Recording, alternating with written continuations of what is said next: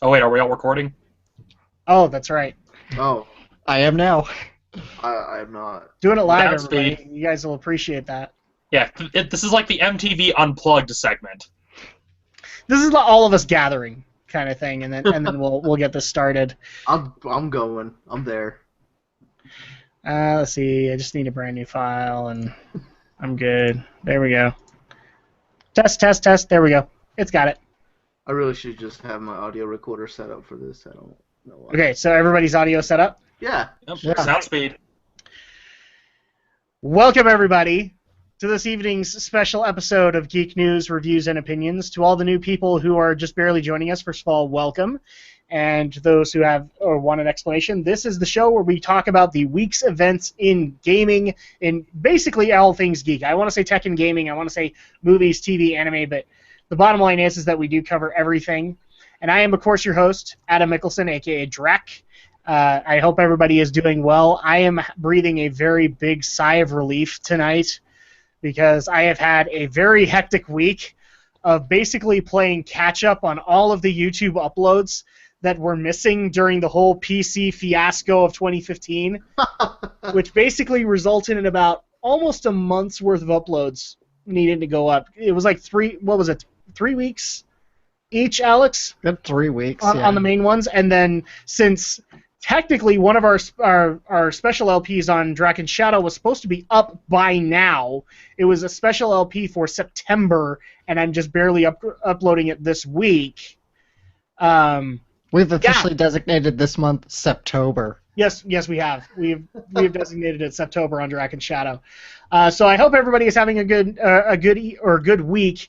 I am breathing a sigh of relief tonight, and I hope everybody is also having a good week because we kind of advertised this on Facebook, but tonight's a special night because occasionally we get together and we do some group reviews. And later on tonight, we are going to be talking about one of those reviews. But we'll get to that when we get there. First of all, I am being joined by my usual panel of geeks and fellow YouTubers. First of all, I'm being joined by Stephen Romney, a.k.a. of Studio Ghost, Studio Phantasma, From the Shelf, Romney's Reviews.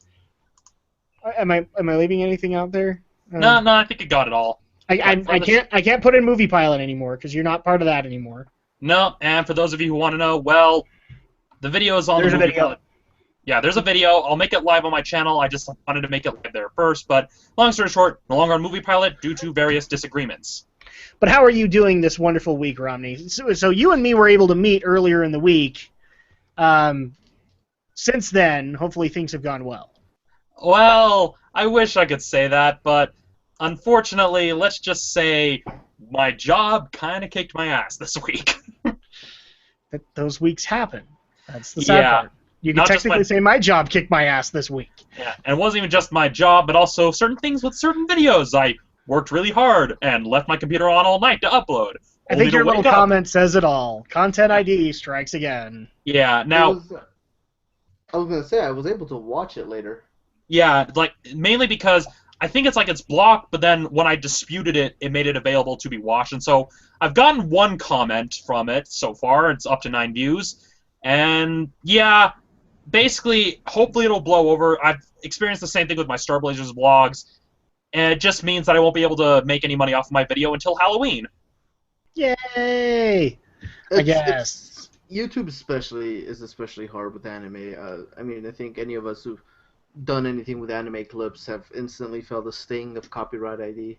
Yeah, and it's usually not even always from the actual copyright holders of the anime, but sometimes distributors. Like, my Star Blazer video, my first one, got flagged by an Italian anime distributor. Now, they're one of the cool people. You just contact them, they'll remove the block, or if you just dispute it, wait the 30 days, it'll disappear if they decide to do nothing. And, again, there's flaws with the automated system, but at least YouTube now gives us the opportunity to actually dispute it, to actually argue our case. It's a nightmare, but... And it's not just limited to anime because obviously me and Alex have had plenty of copyright copyright notices come up on our gaming videos.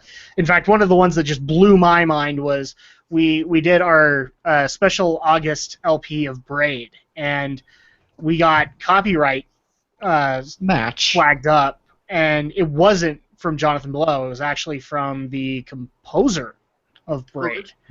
So, I've actually been sending messages off, just letting them know we're not using this for any malicious purposes. But it's surprising to me that it wasn't Jonathan Blow himself. And it cracks me up because a lot of the anime strikes I've had from the Overdub channel have been from Sony Music. Yeah. Oh yeah, Sony Music. It tags the soundtrack, yeah. Yeah, Sony Music has gotten us once on a game, haven't they? I don't know on a game. I don't think we've gotten matched by Sony Music on any. I could have sworn like we got hit by one of their German branches or something like that. Well, that's definitely gonna fill me with some concern when I do my JoJo review. So because Warner Brothers owns JoJo, and it could go either way. It really could. So thank you, Romney, for joining us tonight.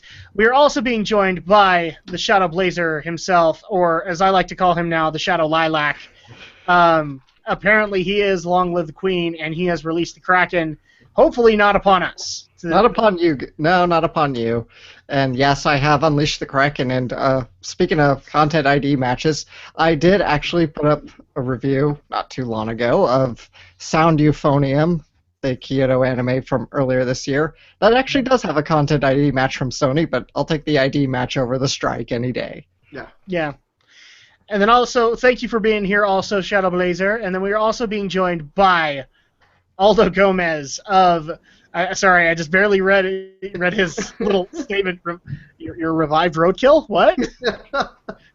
Well, has the Necronomicon become involved? Or did he give like a squirrel CPR?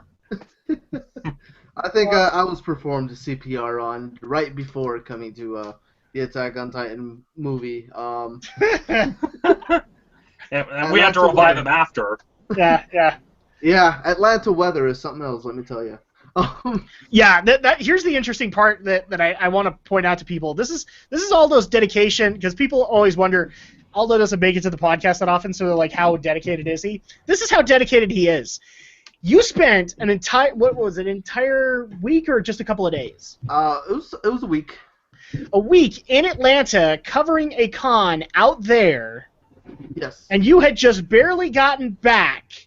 You were unpacking, and you met us to go watch Attack on Titan. So to the people who want to say that Aldo does not have the dedication to the raccoon gods or whatever, there's your dedication right there. Because he was tired, but man, he was in a giggle fit the entire time. The whole movie. I mean, God. No. This is gonna sound mean, but I'm gonna keep people in suspense. Well, once we get there, we can actually explain some of the giggle fits. So we have choice words. So before we go to all that, as I was writing my personal review for Attack on Titan, the movie part 1, subtitle not needed. As I was doing some research on the directors, as we'll talk about later, I did find out that the director that ended up directing Attack on Titan, the movie part 1, no subtitle needed, is the co-director to Shin Gojira, who the other co-director is Hideaki Anno. It all comes back to Anno. It all comes back to Anno. Anyways, when I found that out, I had a giggle fit on my own. People don't realize, but I'm staring right through the ether to the Shadow Blazer right now. Because once we made that joke, it became official throughout the entire scope of the internet. It all comes back to the guy who middle fingers his fans. I keep using that clip of yours, the clip I had you record for me, where you said it always comes back to Anno. Yeah, I've gotten a comment here and there just like, are you okay with him doing that? Yes. Otherwise, I wouldn't have let him record me doing it. But aside from that, Aldo, are you at least rested up? Have you been able to recover from your long week of Atlanta? I have been able to recover. I have unpacked. I have spread about my trophies from Atlanta through various places. I want people to appreciate this right now, because usually it was his bookshelf that had like all the stuff, and now he's got some stuff on the table. He's got some plushies up on the couch. This is dedicated geek stuff right there. I love it. This is my geek room, and I know none of you guys have had the chance to come check it out. But there's a lot the camera doesn't capture. But Yeah. Yeah, no, it's a lot. Yeah, I'm rested, and I've gone back to playing the Phantom Pain again, and even though it's all been spoiled for me at this point. I will tell you I'll have one fun. thing really quick though, Aldo. Yeah. I was about to get you something to add to your collection last week at Salt Lake Comic-Con. Oh yeah. Now, Alex was not there to see me Comic-Con. There were a couple of discoveries at Comic-Con that Alex was not there for. One of which was a picture that I got with a guy who was cosplaying as Eggman. Oh, and nice. It was actually really good. There was another one, however, that it was one of those, big vinyl posters, right? Yeah. Except he had the most odd images picked out, and one of which, because we've discussed it before, was the Victoria's Secret fashion show where a woman actually came out wearing Rei Ayanami's the plug suit. Yes. And this guy had a vinyl poster of that scene. Oh, beautiful. And I was going to give it to Aldo because, really, he needed to have that up on his wall. I kind of do. So for the fans that don't know, I have a very awkwardly named rule that is called my Rei per con rule, in which it sounds terrible. I didn't realize it till I said it out loud to somebody a month later. I just realized it. You just got it, yeah. So it's every single anime convention I go to, I have to buy some sort of Rei Ayanami merchandise, which you guys can probably see up there, right where my hand is. It's just a lot of Rei Ayanami figures. Yeah. Yeah, it is, guys. It's a lot.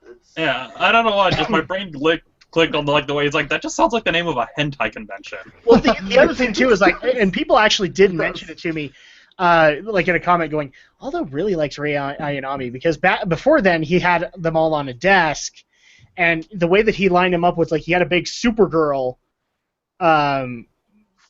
statue, and then around it was the Rei Ayanamis. I've actually had to move the Supergirl and the Batgirl out of the shelf to make room for the Ayanamis, but that's neither here nor there. Yeah. And you actually missed out on a couple of there was a lot of sexy variations at Salt Lake Comic-Con this year. It was kind of surprising. Oh. It was the first time I'd actually seen a sexy Edward Elric, my friend, a sexy Pikachu. You have not seen anything yet, man. I was in Atlanta, where the iron grip of the LDS Church does not govern our cosplay. Okay.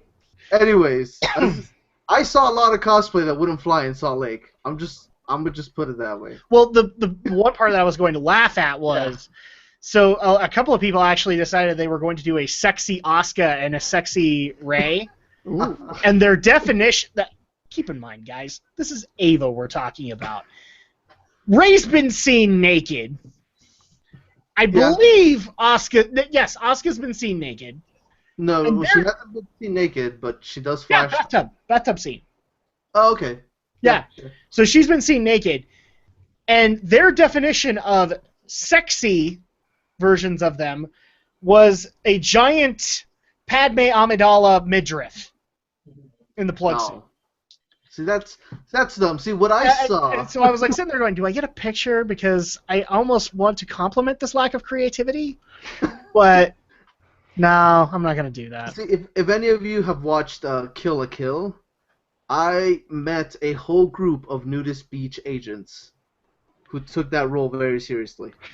I have seen pieces of Kill la Kill. Okay. So I know of the whole concept of Passion Panties 2.0. There was a lot of Kill la Kill cosplay. Anyways.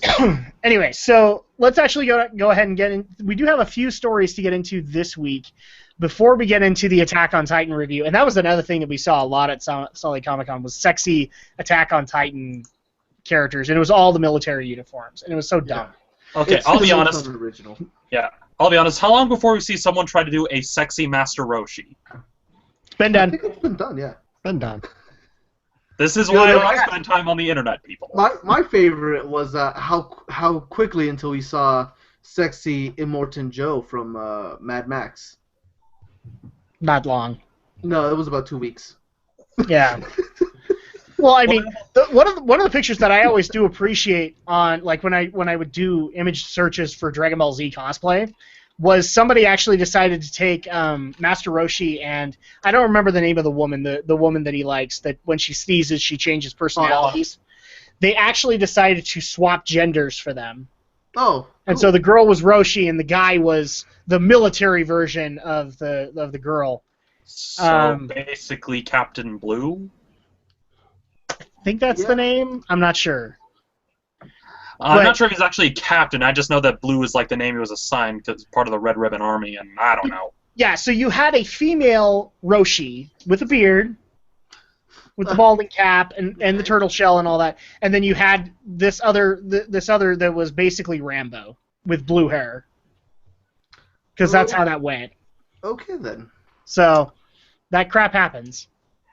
Yeah. Rule 34, people. Rule 34. Rule 34. Well, that's technically Rule 63. Is if there is a male or female character, there's an opposite. Yeah, there's an opposite gender character. Yeah. Yeah. All right. Welcome to the internet, people. Yeah. Welcome if this is your first night. So our first story is kind of a troll story, and in the show notes I put that Rare gets no biscuit after this, and that is simply that Rare decided to show off. They've been on a real bad kick of showing off games that could have happened, but haven't. And Conker especially has gotten this crap, especially since he got into Project Spark. Well, it just so happens that they actually did have a Conker sequel in the works called Conker Gettin' Medieval that never came out. And, okay, so I'm going to splurge a little bit here. It irritates me when developers come out with stuff that might have been. Because at that point, as far as I'm concerned, is that it's nothing but cutting room floor at that point. So, congratulations, you did a Conker game, but it never came out. And so at that point, there's no reason, at least to me, to say, yeah, we had this Conker game in the works. Or we had this Metal Gear game in the works. But we decided to go against it. And so we got to have a full-on interview with, it was designer Chris Seaver, who was working on it. Get Medieval was going to add in Siege Warfare. It was going to add in a bunch of other...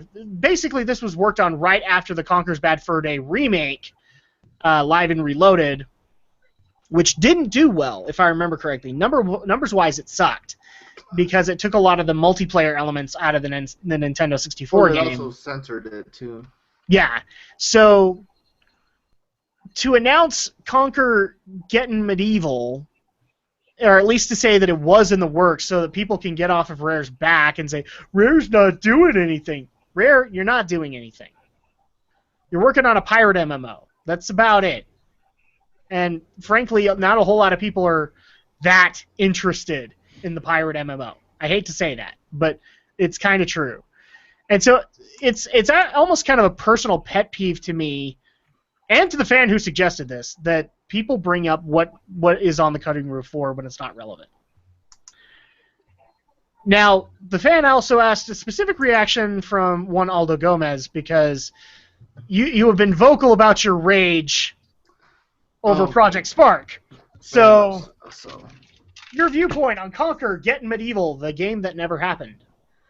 So I barely heard about this today, actually, when you posted this, because the Conker news I watched was the Conker's Adventure, whatever the title was originally supposed to be back before it became Bad Fur Day. To which I always say, okay, yeah, that's cool. I don't have the same pet peeve that you do about cutting room floor, because the video game industry is very tremulous. It's very turbulent. You never really know what's. You can invest 10 years on a project and it would never see the light of day. I mean, even Blizzard has with was it Titan? Yeah, Titan. Well, a lot of people have actually asked me, do you want to know what Titan was? At this point, not really, because it's not relevant. I have the opposite reaction, which is yes, let me know what Titan was. So it's one of those things where it's kind of nice being able to see what could have been another Conker game, but at the same time, and here's the thing too: is it was a Conker game without Conker. Conquer was not the main character in the game, even though it was called Conquer Getting Medieval. Yeah. And it's like the same thing though, but I mean, what I'm trying to get the point I'm trying to make though is, yeah, I would have loved to have seen another Conquer game come to fruition, a real Conquer game, not DLC and a stupid Project Spark. Yeah. At the same time, after seeing what Microsoft not forced them, but what happened with Banjo-Kazooie after Microsoft got their hands on them, I'm kind of happy that maybe I do like seeing and knowing that Conquer was not just a one project thing, that they were getting that they actually were trying to experiment with it. And the fact that this would have actually been the world of Conquer would not have frustrated me, because then at that point we could have actually said, oh look, some worlds are actually translating over into Xbox, whereas at this point we only have the one comparison, which is I'm not going to use Live and Reloaded as an example because that was a remake, but Nuts and Bolts was a Rare world translated, and it didn't translate very well.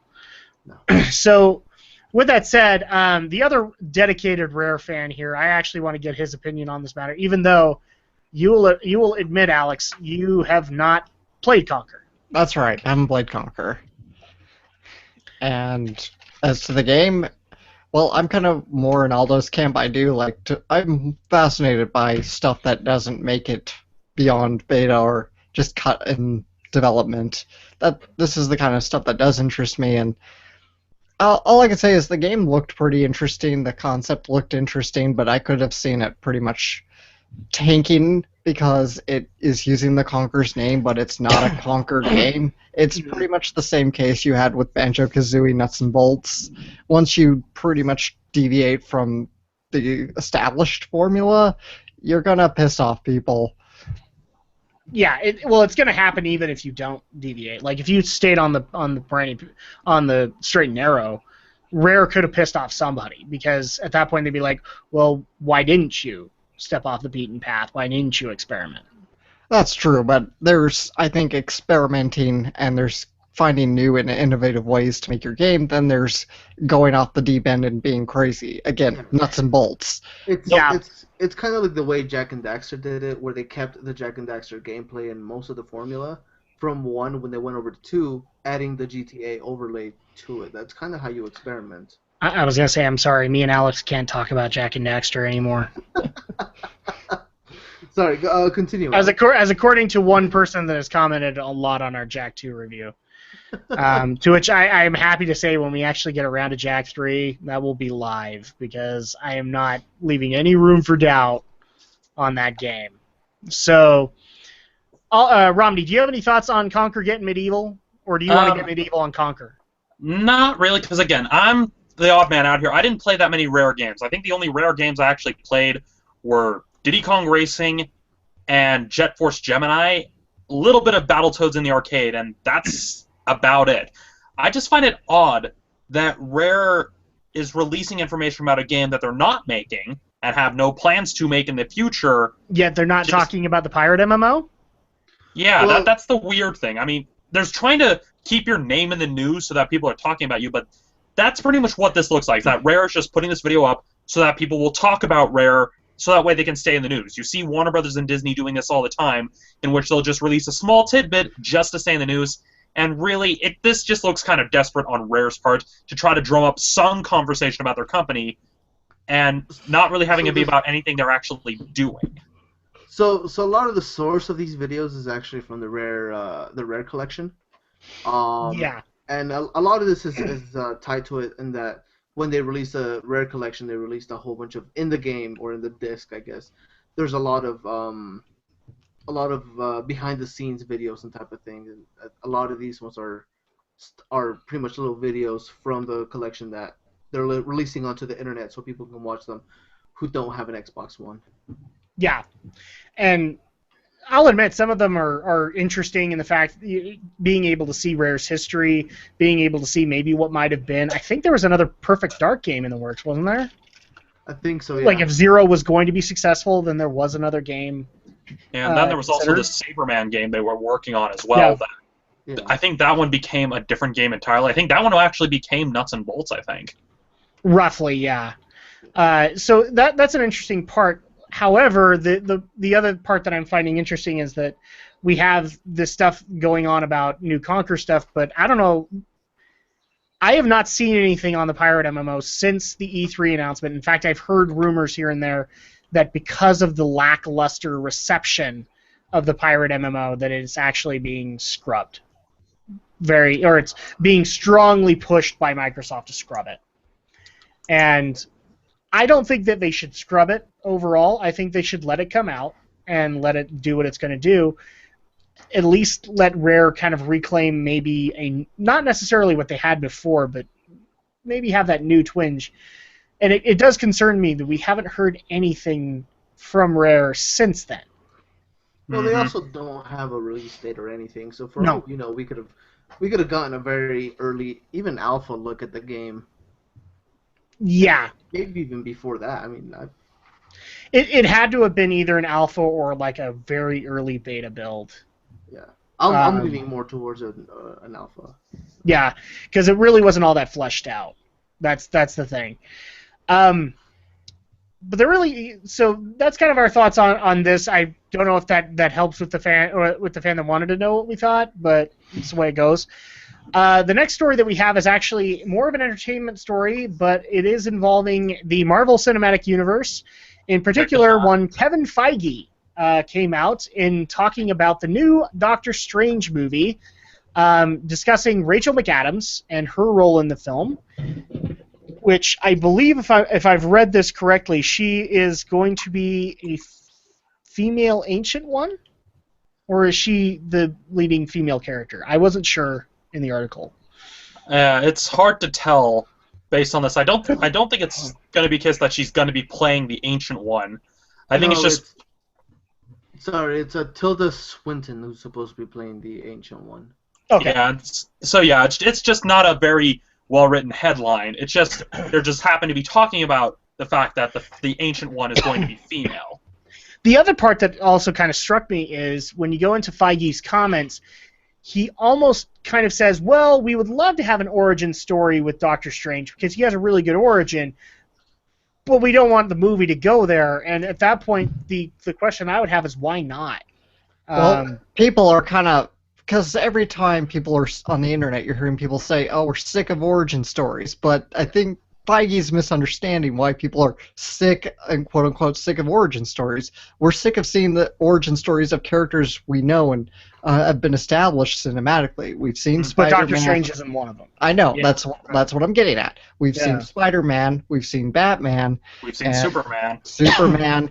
And, Fantastic Four. We've seen Hulk. And we've pretty much had to re-witness these people's origins a couple times throughout their cinematic lives. So I think that's why Feige's kind of freaking out and shying away from the whole origin story. But I think at the same time, even though you do have, we haven't seen Strange's origin story, but at the same time, we haven't seen Ant-Man's origin story, and at the same time, origin movies have a very origin feel, and I think at the same time that's probably what he wants to get away from, because as much as I like Ant-Man, it's still an origin movie. Yeah. I think, and it kind of sounds like from what he's saying, is they want to start it out when he's already established as Doctor Strange and maybe flashback his origin. Flashback it? Yeah. Yeah, or more allude to it, because if they're going to go about it without doing straight from the beginning intro, then and this may seem completely weird, but Doctor Strange probably wouldn't need to be the main character if we're not starting straight from the beginning. Basically, we have a different character be the one who kind of discovers Doctor Strange, and then he can have that little bit of mystery and allude to the past a little bit, because it's established in Winter Soldier that he's already on S.H.I.E.L.D.'s radar, which means he's already... Yeah. Maybe, kind of going off that, Romney, so maybe in that case, follow sort of what Tim Burton did with Batman 89 and kind of mysteriously open with Batman and really kind of allude to his backstory in flashbacks and brief glimpses. Well, and one of the reasons that Tim Burton did that was a lot of it, or at least Tim said later, is that it was alluding to the fact that when Batman debuted in Detective Comics 27, it was not an origin issue. That came a couple of issues later. It was him established. And that was almost kind of a good idea, and I would almost dare say with Doctor Strange... Okay, I'm just curious. How many of us have actually seen the Avi Arad Doctor Strange animated movie that came out a couple of years ago? I actually have it on my shelf. I love it, but I will actually say that... And I love the origin of Doctor Strange. But I would also be the one that would say that his origin would take a while to explain. Mm-hmm. And in a lot of cases, some details you don't need right off the bat. So I'd almost kind of say, if you're going to do that, I still want you to do something resembling an origin. Something like flashbacks going back to him working with the Ancient One and being able to say, you know, this is where he learned to be the Sorcerer Supreme. But I kind of agree with you. I think it would be a much better idea to have him kind of as an established hero at that point, especially since Winter Soldier has already kind of said, yeah, he's already out in the world. Yeah, and the best way I think to do that would be much like how they did it in the Tim Burton Batman, where Vicky Vale was kind of the character that took us through and had us unearth these details. Have Clea be the character to do that, because Clea is someone who is discovered and is being trained to be a sorceress, and so you can even have those moments where Doctor Strange is training her, and then you slowly learn more details about Doctor Strange during the time that he's training Clea. Mm-hmm. In regards to the other thing that's being said, now, I'll admit, I have not read a lot of Doctor Strange comics. I've read a couple. I know some of the villains in Doctor Strange's canon, a.k.a. Dormammu, and I think he's dealt with Blackheart occasionally, a Ghost Rider villain. Mm-hmm. So you guys will probably need to fill this in for me. The Ancient One, I think, has been different people, because his origin has been explained a couple times, hasn't it? So there actually might have been a female Ancient One, and I'm not aware of it. Well, I haven't really read much of the comics either, and not as familiar with it, so I'm not really sure. I personally don't really see much of a problem with having a female Ancient One. Yeah. Especially since the Ancient One is basically, okay, a little bit of spoiler territory here. The Ancient One is the previous Sorcerer Supreme that hands their powers over to Doctor Strange. And at that point, I don't think it matters. Correct me if I'm wrong, Aldo, if I'm wrong on it. It doesn't really matter if the Ancient One is male or female. They are like the really, really, really old Mr. Miyagi character trying to explain magic to Doctor Strange. You can have them as either gender. But I think, and I was kind of reading up a little bit on this, because I remember reading about the Ancient One, but I don't ever remember there being multiple of them, and it doesn't look like there are. But that's just a quick glance at the Marvel Universe wiki on marvel.com/universe/Ancient One. Yay! But I mean, honestly though, I've always been a big advocate of if you get a solid story and you get a solid character, the gender shouldn't matter. Mm-hmm. I mean, that's my thought. So I mean, the fact that they're taking a side character, somebody at least I would consider a side character, but whatever. The Ancient One, you mean? Yeah, the Ancient One. I'm happy that they're making them a female. If that is what is going to happen. Yeah. And especially when you I consider, would especially love if we could actually see the established kind of order of I don't know the word I'm looking for, because I don't think they call themselves wizards. Sorcerers. Sorcerers. Kind of like the animated movie did, where they actually had sorcerers going out, being able to stop magical themed villains. I think that would be a cool concept. It might even be a good way to introduce characters like Mordo and Dormammu. Yeah. And another thing to consider when people are just like, oh, they're changing the Ancient One. Well, look at the Mandarin. It shows that they're willing to do a lot of drastic changes with these Marvel characters in the cinematic universe, and so really changing the Ancient One female should really come as no surprise at this point. Yeah. And personally, I'm kind of excited because it reminds me, again, Geek Podcast, nerd moment here, it kind of reminds me a lot of Lauma from Xena, Warrior Princess, the person who trained Xena to not be a bloodthirsty conqueror, and basically turned her on a true warrior's path. And I'm just thinking, okay, I can kind of see that sort of dynamic working, and it worked pretty well for that show, and so I'm curious. No, I'm curious. I like the fact that Rachel McAdams is being brought in here, although I would like to know more about her character. Yeah, I would love it if she's an apprentice to But Dr. according to Strange. I think that'd be Feige's perfect. statements, she's basically going to serve as the audience's eye. So basically, she's going to be that character that represents the audience that isn't familiar with Doctor Strange. So my money is that she's probably playing Clea. Probably. That would make a whole lot of sense, at least from my perspective. Now, attached to this story, I didn't actually put this article in because I forgot to, but people actually did want Romney and Alex, well, Alex's opinion to some extent because he doesn't really know the character, and Aldo's. But Kevin Feige has also been out not really pitching. I want to preface this. He has not been pitching for this, but he's made his opinions known on one Ronda Rousey making a pitch for Captain Marvel, a.k.a. Miss Marvel. We're going to go with Captain Marvel because that's the current character. And so people have actually wanted to know our opinions on this, whether or not we would want Ronda Rousey. Didn't we talk about this previously? I think we did, but people are saying we didn't. So my opinion is, okay, I don't have a problem with Ronda. I don't know anything about Ronda. So you don't know anything about Ronda? All I know is she came up on a WWE stage with an It's Over 9000 t-shirt. That's about all I know. You started doing a huge nerd disservice to yourself, not knowing more about. I've tried to look her up, but a lot of it is just about her MMA career. I mean, yeah. I actually do have a problem with Ronda Rousey being Captain Marvel. And then a lot of people think, oh yeah, you don't want her. No, I've seen her try to act. She cannot act. That is her problem. Does she have acting credits? Yeah. She was in The Expendables 3. She was in Furious 7. Most recently, she was in Entourage, which she was basically playing herself. And although I haven't seen Expendables 3, I've seen her performance in Furious 7. It's not good. Now, well, I mean, to be fair, you don't really go watch Furious 7 for the acting. Well, yeah, but basically her character. They should have had her character remain silent because she can't. She does look intimidating, but as soon as she tries speaking her lines of dialogue, you can tell. Oh God, just God, no. Now, this is the now. I know we've talked about this, and so I'll reiterate what I've said.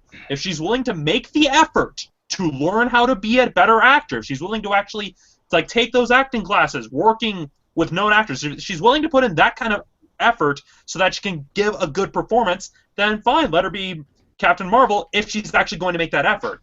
But if she's not going to make the effort to actually improve as an actor, then no, I don't want her playing Captain Marvel because from what I've seen, she can't act. That's just the truth of it. I mean, so I'm bringing up pictures of her apparently in Furious 7, and it looks like from the images I'm getting, she really is only there to have a fight in a really tight dress. Yeah, yep. pretty much. It's just that line of dialogue and the way she delivered it. You can tell it's like someone who thinks they're acting, but they're not actually delivering the line convincing to everybody else. It's just, again, it's the same thing when you're singing in the shower. You think you sound good, but the people around you that are hearing you can tell what you actually sound like. And she's having a showdown with Michelle Rodriguez. Okay. Yeah, again, she can look intimidating and she can do fight scenes. It's just when she talks, it's just, yeah. Now, Entourage, she was playing herself, and that one was a little bit easy. You could tell that, okay, she's playing herself, so she's not having to go to that great of lengths, but really, it's just, I don't see her as Captain Marvel. One, because she can't really act, and two, when I think of Captain Marvel, I mean, the key thing is that she was an Air Force pilot, and to be honest, the kind of person that comes to mind is the person that was the Yellow Wild Force Ranger, because her story, that character story is actually pretty similar. An Air Force pilot who accidentally gets embroiled into something much larger than themselves. And so, yeah. So if Ronda Rousey's willing to put in that effort to learn to become a better actress and learn to actually act, then fine. She can audition, but just no. Well, and there was also somebody else being considered for that role, wasn't there? There were strongly considered. I've heard rumors. That I know of. Because, I want Katie Sackhoff, but she's kind of made it clear she doesn't want to do it. Well, she's come out saying she doesn't. She's come out saying she does. So that one I know I've heard. I'm actually looking up a Cinema Blend kind of list. Genesis Rodriguez, I don't know her. Emily Blunt, absolutely not. I could kind of see it. America Ferrera. No. Maybe the Inhuman version of Miss Marvel. Gina Torres. No, not Carol Danvers anyway. Zoe Bell. I don't know who Zoe Bell is, and I could have sworn there was another person very prominent that was being considered. Gina Carano. Maybe that's the one I've heard. She looked kind of familiar. Mary Elizabeth Winstead. I'll have to look this. I almost want to say it was like either Tricia Helfer or Jerry Ryan that was considering being Carol Danvers. And I don't know if I was against either of them, but I wasn't as excited for it as like Katie Sackhoff playing her. Kind of back on point though. So I guess this kind of answered the question. I don't have any opinions on Ronda Rousey, and that's just because I've heard of other candidates that have been better picks for Carol Danvers. I don't have a problem with her. I don't know really anything about her. So I know about as much about her as I do about Stephen Amell's wrestling career. So, because somebody just barely brought that up to me. Apparently Stephen Amell has a wrestling career now. Kind of. Kinda. Just one match so far. And it was a tag I've team. heard it's the equivalent of what David Arquette had. So Sure. Yeah. take that for what you will. And is there anything else that we can add on Doctor Strange? I'm excited for the prospect of this at all. They haven't said anything that has not made me excited for this film. Yeah, I'll wait until I see a trailer. That's kind of my thought on it. Yeah. Well, then let's go ahead and get into the next story here. And this one in particular was a fan suggestion, and again, they wanted to know what people thought, specifically when Aldo Gomez. Just quickly, I'm all for Ronda Rousey in pretty much anything. Okay. Well, that puts us at an impasse, Aldo. It does. That it does. Indeed, it does. I'm not in an impasse. I don't care. I agree with you though, Romney. If she's willing to go the extra mile to go and take the acting classes to go do all that, then I'm comfortable with it. If she's not, then she's not a good fit. So the next story that we have here is, and this is not official by any stretch, but it is being strongly considered.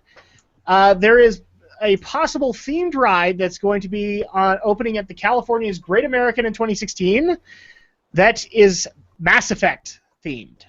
So it is going to be a dynamic 3D adventure based around the BioWare trilogy of games, which is appropriate because I think 2016 is actually when Andromeda is supposed to drop. So maybe this is also an advertising campaign for that. So we don't know too much about the experience that is going to happen here, but it is going to open up in Santa Clara, California, in the Great America.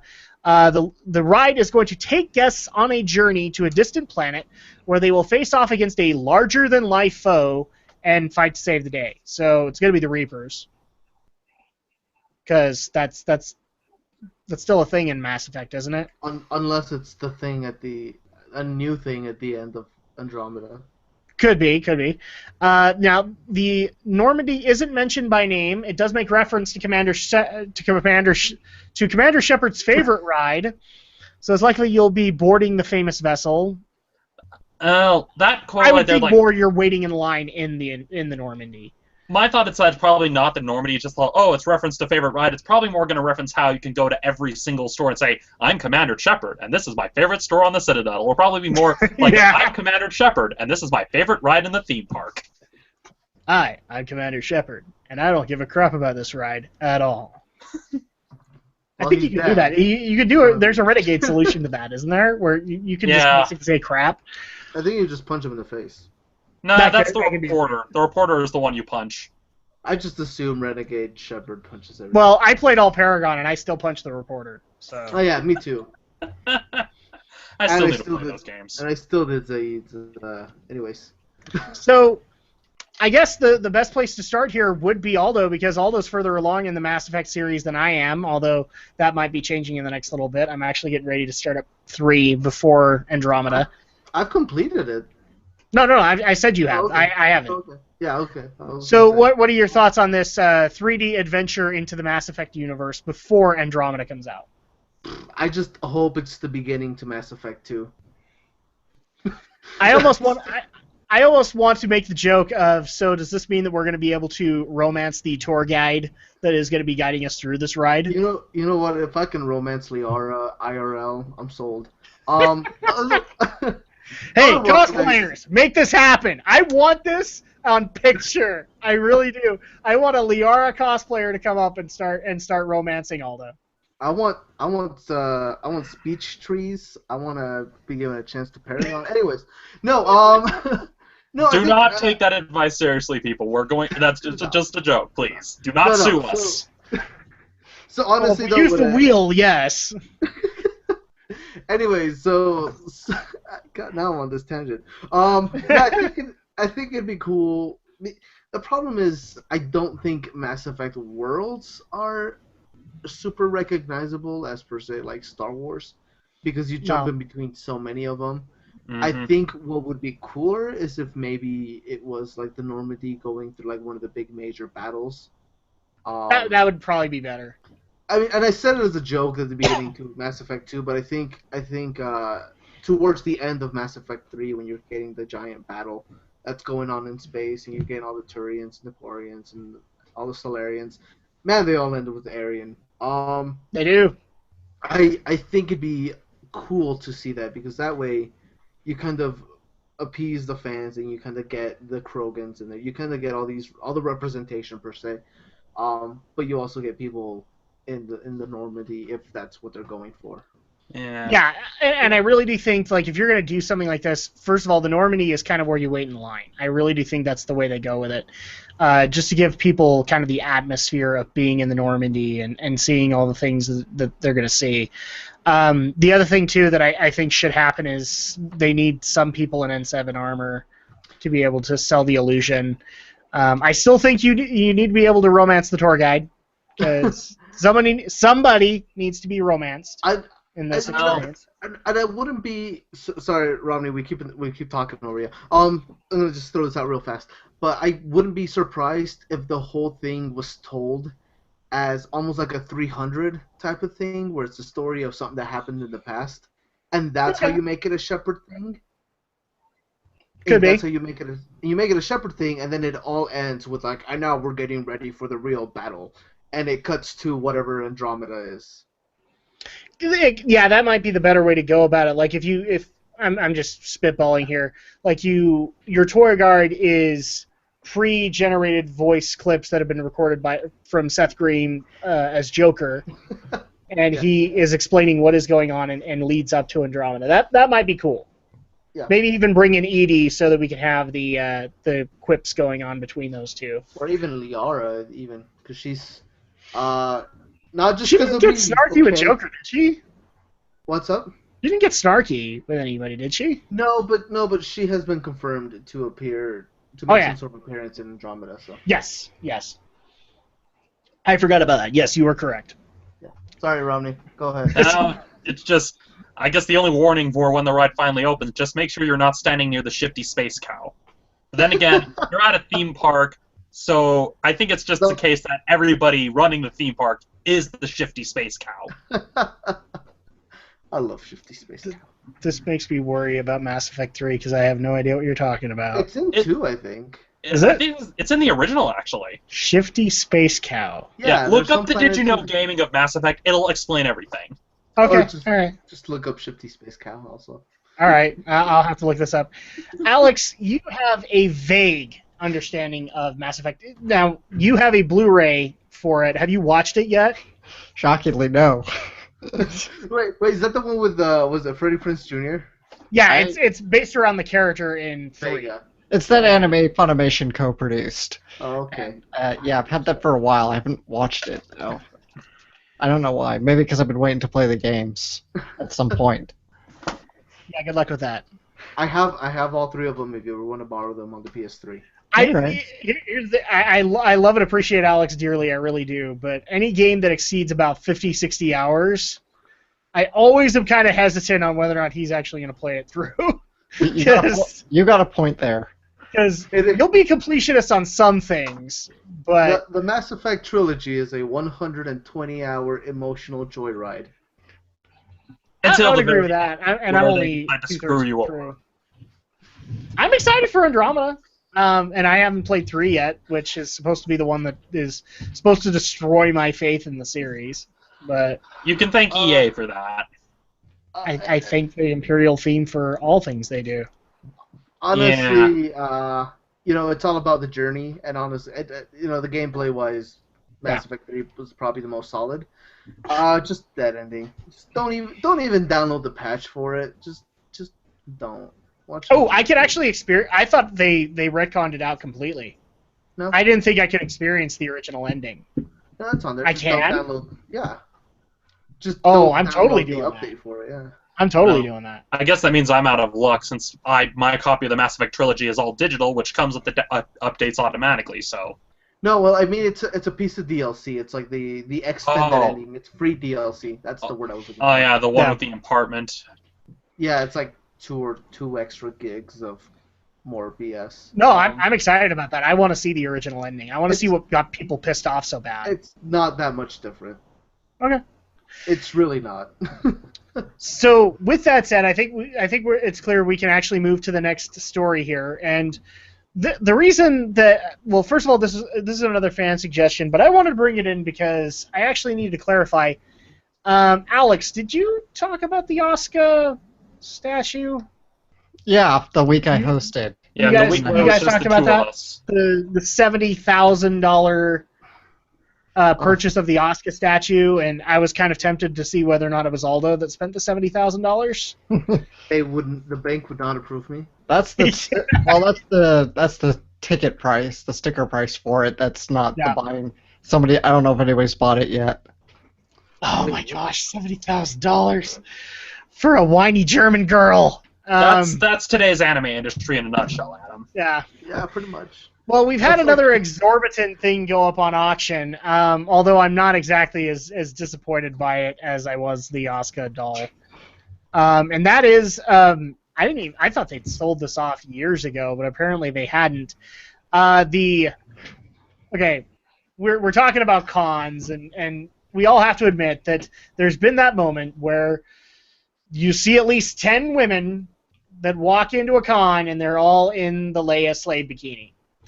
And at that point, you're like, oh, so original. Well, now we're all kind of biting it a little bit because the original Slave Leia bikini just went up on auction, or it is on auction, or it was sold on auction for a whopping $96,000. I believe it. I just like to point out this was plastic. I think it wasn't metal. So this isn't like the actual movie bikini, the one that Carrie Fisher wore. It is. Mm-hmm. It is. Okay, it is. It is, because Carrie Fisher had it. So I believe she was the one that submitted it to the auction, wasn't she? No. No, Okay. I think it was because the organization's called Profiles of History. I'm looking them up now. Yeah. Oh, okay. It is certified by the official Star Wars costumer that worked on Revenge of the Jedi, but it's and basically this company is specifically deals in Hollywood memorabilia. So they basically do this sort of thing with a lot of costumes and props that were used on set for film. So this is actually kind of their thing. So yeah, so apparently the auction opened on October 1st at $80,000 and included not only the basic bikini outfit, but also the collar and a couple of links from the chain as part of the outfit. And there was a letter of authenticity from costume designer Richard Miller saying that this is the legitimate deal. And holy crap, $96,000. And I think the original wasn't even metal. I think it was plastic to some extent. Mainly because of comfort issues. yeah. I actually want to know who bought it. Was it a creepy 40-year-old? they haven't disclosed that information yet. They probably won't. Sorry, I gotta bring this up now. Uh-oh. Okay. Oh, Jiminy Christmas!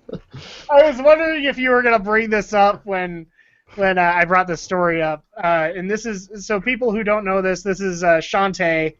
It's not the Leia slave bikini, but it's a close enough approximation of it. And I think that moment does reference it a little bit. It does, because she says, now I'm dressed like a space princess. Yes, but no, she's not dressed like a... No, she's not dressed like a princess in space, because as we figured out from Carrie Fisher, that princesses in space don't wear underwear, because that wouldn't make sense. Because that's what George Lucas told her. That's what George Lucas told her. At least until the second movie, when she was allowed to wear normal clothing. Indeed. When she so I'm actually just going to bring up an image so people know what I'm talking about here, just in case we have a couple of younglings out there. I can't even believe I just did younglings. Well, I mean, honestly, if you don't know what the slave Leia bikini looks like at this point, you're on the internet. I can't help you. Exactly. Or the only way we can help you is watch Return of the Jedi. There you go. So here it is. That's the slave Leia bikini. So this outfit is what sold. So not only the bikini parts of it, but also the collar that was attached with chains, the bracelet I believe was part of it, and the boots were part of it. So this is what sold for $96,000. That's how it is with Hollywood memorabilia. They fetch for really, really high prices. I remember there was an auction for the costume. Like, many of you may not remember, there was a TV show called The Cape. It was on NBC. Yeah.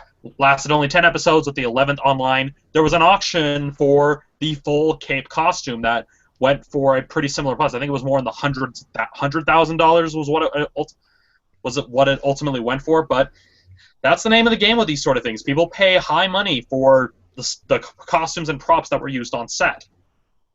Okay. So $96,000. Any thoughts to add in on that? I've already kind of put it in mind, which is, holy crap, man, $96,000. I could think of a dozen things that I would do that with that kind of money. Well, my thought is it's probably better than a body pillow. Indeed, it is better than a body pillow, and you know that exists somewhere. Yeah. I'm looking it up. Actually. So it has to exist. There has to be a body pillow. Alex, thoughts on the $96,000 bikini? Who's got money to burn like this? I know, right? I want to talk to him. Like, can you help invest in this podcast that I'm working on with $96,000? You know, I could understand paying a few $100 for something off of a Hollywood movie set. Fair enough, but who's just got like hundreds of thousands of dollars to spend on this stuff? Well, never doubt the enthusiasm of a collector.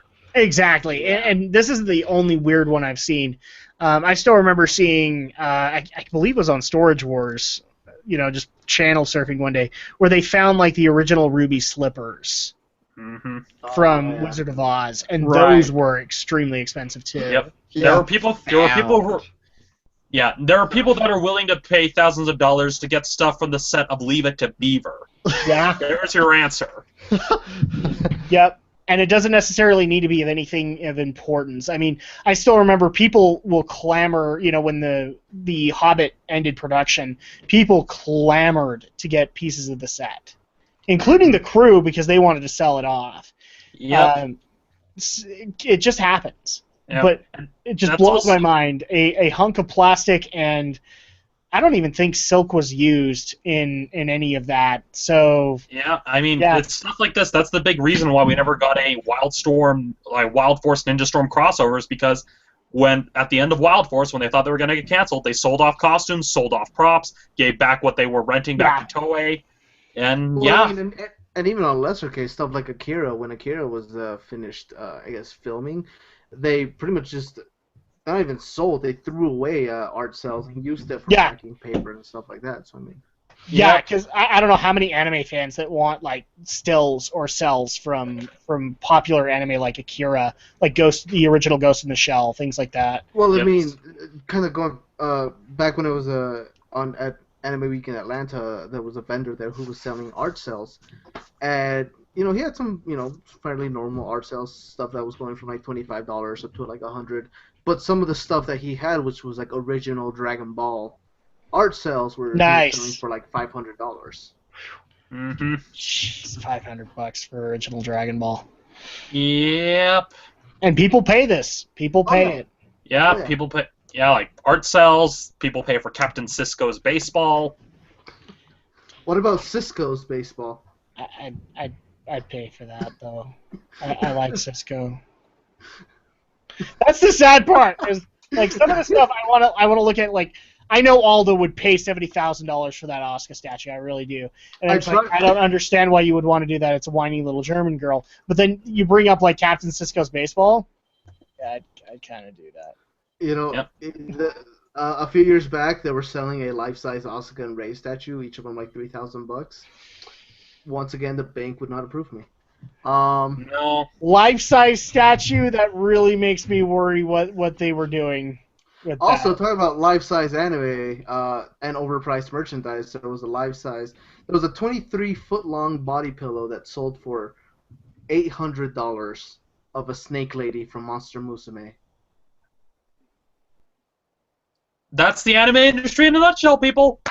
Moving on! Next story. Speaking of the anime industry and overpriced giant things. So yeah, we're going to go ahead and get into the review now for people who are interested in it. Yes, so just to clarify this, earlier in the week, we actually were able to get our hands on, well, thankfully, because of the Shadow Blazer, we were able to get our hands on some tickets to the live-action, select theaters only debut of Attack on Titan Part 1, and I'm just going to throw it in here because I love that Aldo did it. No subtitles needed. Before I do that, though, so we do have an additional feature here called the Question of the Night, which is a question that I actually take out of stuff that the fans ask. And tonight we have one that gets asked a lot, and I kind of want to put to bed, so we will get to it, but here it is. So we do get this question. We've been getting it since the podcast inception. In fact, me and Alex have been getting it since our channel's inceptions, or when Drac and Shadow came about, which was, is it either the intention of the podcast or the panelists to look for controversy where there might not be any? So basically, are we looking to cash in on the AVGN hype and be angry people on the internet? And so I'm going to let people kind of think about that while we're doing the review, which is going to be kind of funny, actually, now that I think about it. And we'll get to this question later because this is one of those questions we get a lot, and I do kind of want to brush it under the rug, at least maybe for this year, because it irritates me that we get that question, and that's not my intention. So let's go ahead and get into Attack on Titan. Now, people who have watched the vlogs that me and Alex do on Drac and Shadow, this is not going to be like that. This is going to be more along the lines of Romney's review, where we're going to be talking about the aspects of the film. We are going to go into spoiler territory, boys and girls, so you've been warned. Although, if you're familiar with the anime, it's not really that much of a spoiler, and if you're not familiar with it, well, Giant naked people that eat things. Yeah. with derpy faces. There's not much to spoil, is our point. So that actually kind of goes into the first question that we do have on this, which is, we've done this before with other movies like Jurassic World and whatnot. How familiar are we with this particular genre or particular film? In this case, there's a manga, there's an anime, there's plenty of stuff out there. In fact, Attack on Titan is kind of pop culture at this point. Kind of go into your familiarity with the series before, so that we have kind of a premise of where you're coming at with this. And I'm going to start off with Alex first because he has the most unique one and it is the most valid. So, Alex, what is your experience with Attack on Titan? Virtually none. I know the show exists. That's not an opinion. Of course, there's going to be those people. Yeah. Of course, I know the show's existence. I know the basic kind of concept behind it. A few of my friends watch it and they love it, but I've never had a high interest in going and checking the anime out myself. And that would go against your anime hipster culture. Against my anime hipster culture. And you're basically the resident hipster, according to so many. And here's the thing, too. The reason that I wanted to bring that up is that is a legitimate opinion to be walking in with. Mm-hmm. Is that he doesn't have to know a whole lot. And he's coming in fresh. So for him, it's whether or not this movie sold him on the hype. on whether or not Attack on Titan is as big as he's been told. I'm almost like envious because when you're like us that are involved in like pretty much everything at this point, it's kind of hard to have that fresh new experience when it comes to stuff. That's why I never read books going into films based on books. I never read the books they're based on. Try to avoid reading the comics that they're based on, as is the case with the Marvel movies and even movies like Watchmen. And to kind of use the anecdote I mentioned before we went on the air, I learned my lesson after Aragon, because Aragon I made the mistake of reading the book before seeing the movie. And really, when you're reading the book before seeing the movie, one, it colors your opinion, and two, it's obviously not going to compare to the book. It's obviously not going to compare to the source material. So why punish yourself by researching the source material first and then watching the movie? Because you know it's not going to be the same. You know, this is something I had to kind of learn to cope with when the Harry Potter films started, having read the books loved the books, of course, and the first time I saw the first movie, I was like, wow, they changed and left out so much. But kind of as the movies went on, I started to learn to cope with it and learn, yeah, the movies aren't going to be able to cover and touch everything, but at least they're trying to be fairly faithful in that sense and trying to tell the best story that they can with the limited time they have. Yeah. To quote Jake... Oh, go ahead. Well, yeah, because there's a quote that I actually used at the opening of my Ender's Game review that actually came from Jake Black, who is the author of the authorized Ender Companion, and he was paraphrasing Orson Scott Card when he basically said, movies can do what movies can do, books can do what books can do. And he basically made it clear, don't go in expecting a beat-for-beat recreation of the book if you're going in to see the movie, because that's just impossible.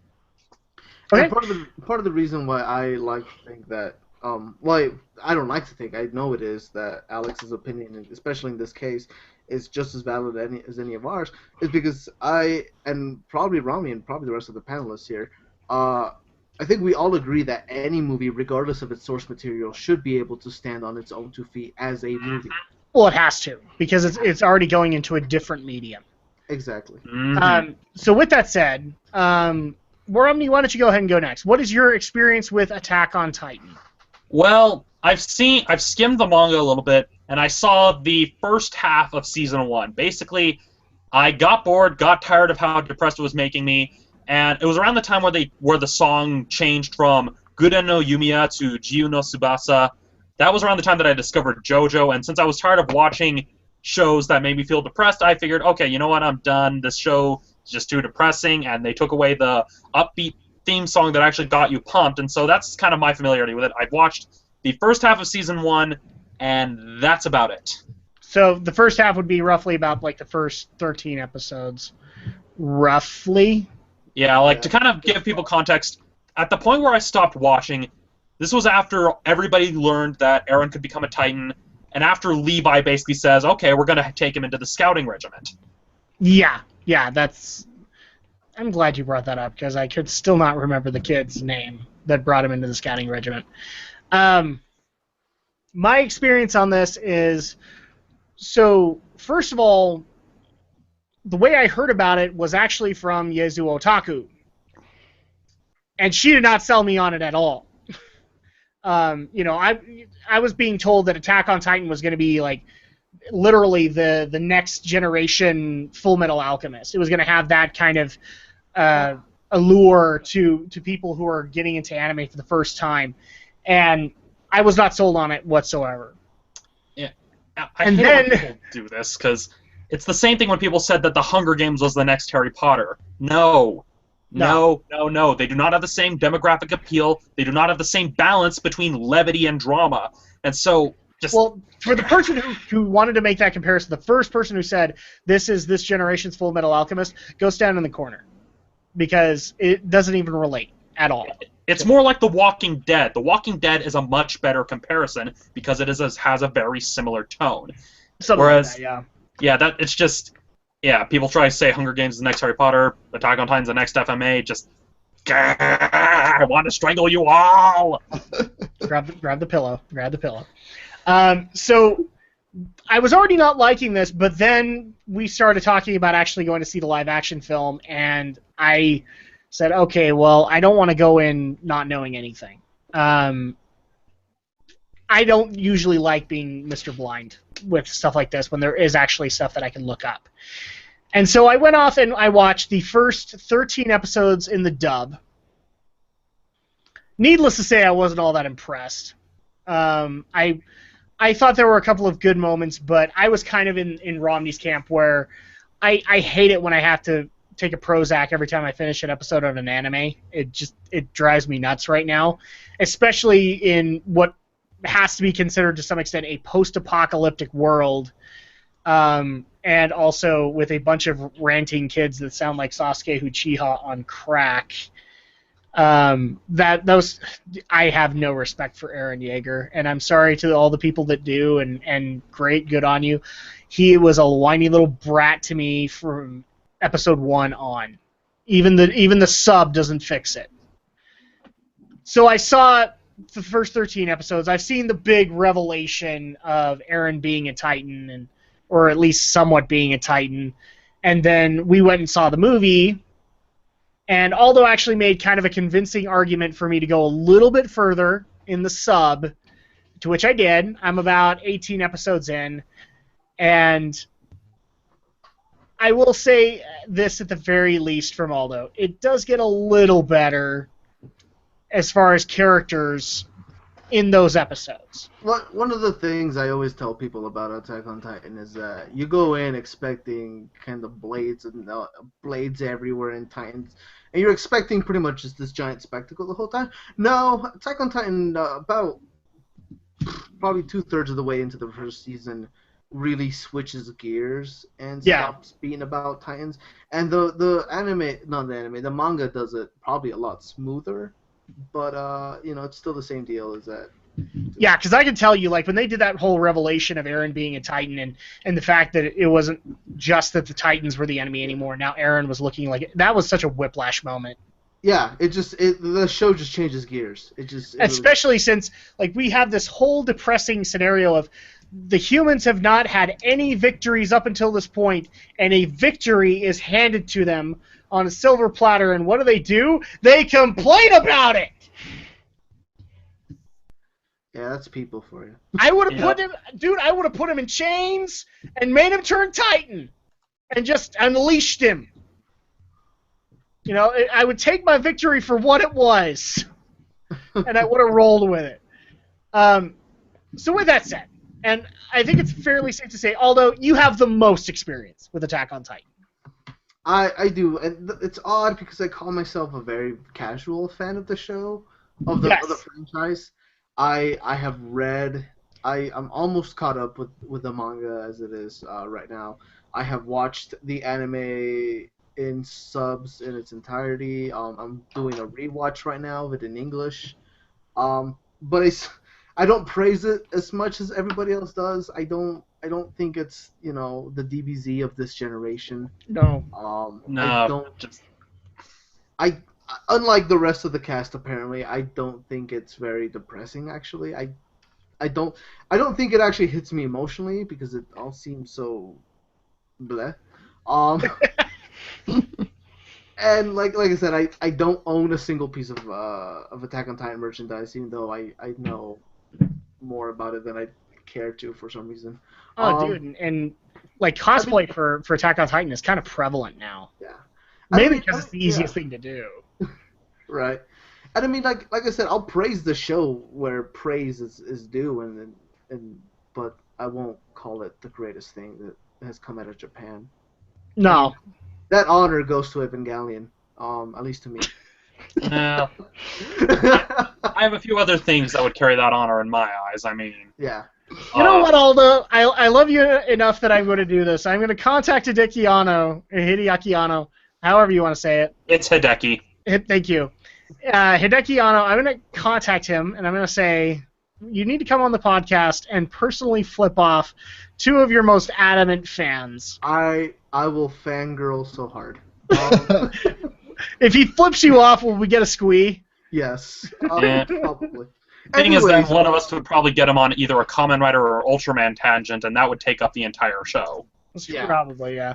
But like I said, I'm very familiar with it. But I'm a fan. I'm not a big fan, but I'm a fan. So I find it interesting that, we've had a couple of days to kind of sit back and let us think of what let the movie kind of sink in and see whether or not it had a lasting point or whether or not it got people motivated for the sequel, the part 2 that is about to come out.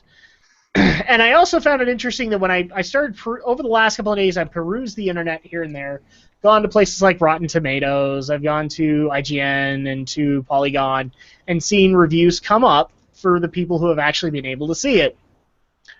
And now I don't feel so bad about the fact that I didn't really all that much like it, because all of them pretty much labeled it as bad. Yeah, but when you think about it, it was kind of doomed from the very beginning, because it's the example of an adaptation being rushed into production to try to capitalize on something while it's popular. That's pretty much exactly what we have here, and it really shows with how this film looks and is structured. Mm-hmm. I mean, pretty much the best way to explain it to people, like, Alex brought up the Harry Potter movies. Now, a lot of people, especially diehard fans, and I'll bet Alex was one of them, we heard that Chris Columbus was going to do a film. Well, not we. I wasn't a fan at that point. But you heard that Chris Columbus was going to do a film, and you just went, "Oh, don't do it, because you're worried that they're going to destroy it, right?" Actually, I was quite excited when I heard they were doing a film. Okay, but there are going to be those people who are like, I don't know if I want adaptations. And thankfully, Harry Potter is one of those examples where that didn't happen. But Attack on Titan, I would actually dare say, is the perfect example of that worry. Because a lot of crap kind of went wrong in that film. Enough so that a very tired Aldo got me into a giggle fit for most of the movie because he couldn't stop laughing. So I'm not so desensationalized to violence that I giggled at all the violence. But when your special effects look like terrible green screen from the 1990s... Oh, they really did. I mean, the most apt comparison I can make is to the 1930s King Kong movie where the giant hand comes in and picks up a person and takes them away. Yeah. That literally happened in this movie. In the film, yes it did! Yeah. It's CG. You're right, it's CG. Yeah. Sorry. But you're right, it is CGI that looks like stop-motion animation from 50 years ago. The worst part is, I mean, there's a lot of problem. There's a scene when everybody's running in between the buildings and the camera is facing down, and the hand comes down in front of the camera, and it picks up somebody from not quite in the crowd, and you just kind of drags them across the screen, and you're just like, that person wasn't even in that crowd. Yeah.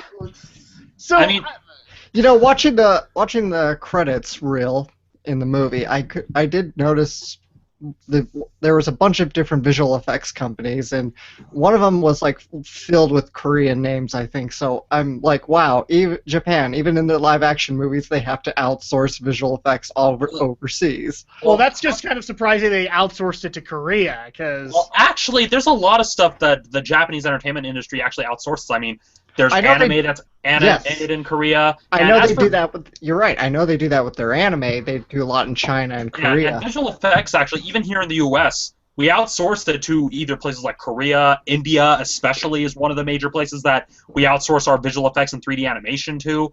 And so it's actually not that uncommon. I mean, even the film I saw earlier today, The Martian, outsourced a lot of their visual effects because that's how you do it nowadays. You have to have multiple companies doing these effects in order to make them look the most convincing, because as someone who's tried doing a visual effect, it's not easy. Yeah, exactly. So I actually want to, like, one of my prime complaints here, and I actually want to get into this a little bit. This is kind of a complaint of the anime, but the movie did not help this at all, and that was the Titans themselves. Yeah. So I guess the first complaint that... One more time, Robbie. One more time. This is the problem. Okay. I've actually gotten into arguments with... So my brother is actually a very avid Attack on Titan fan. Loves what they did with it. And he does not like the fact that I could not find the Titans intimidating at all. And the main reason that I had was that face that Romney just gave. They all have dirt faces. Yeah. So, I mean, to be fair, not all of them do, but when you a good portion of them do, and they always turn to that one on the camera. It is. That's the problem. Is they would have been fine, but they kept focusing on that one specifically, and I was like, you're ruining it for yourself. Yeah, because I mean, to their credit, they at least managed to successfully capture the whole feeling of, oh, they look like humans, but not. That sort of uncanny valley sense of creepiness. They managed to get that right, but again, they focused on the wrong one.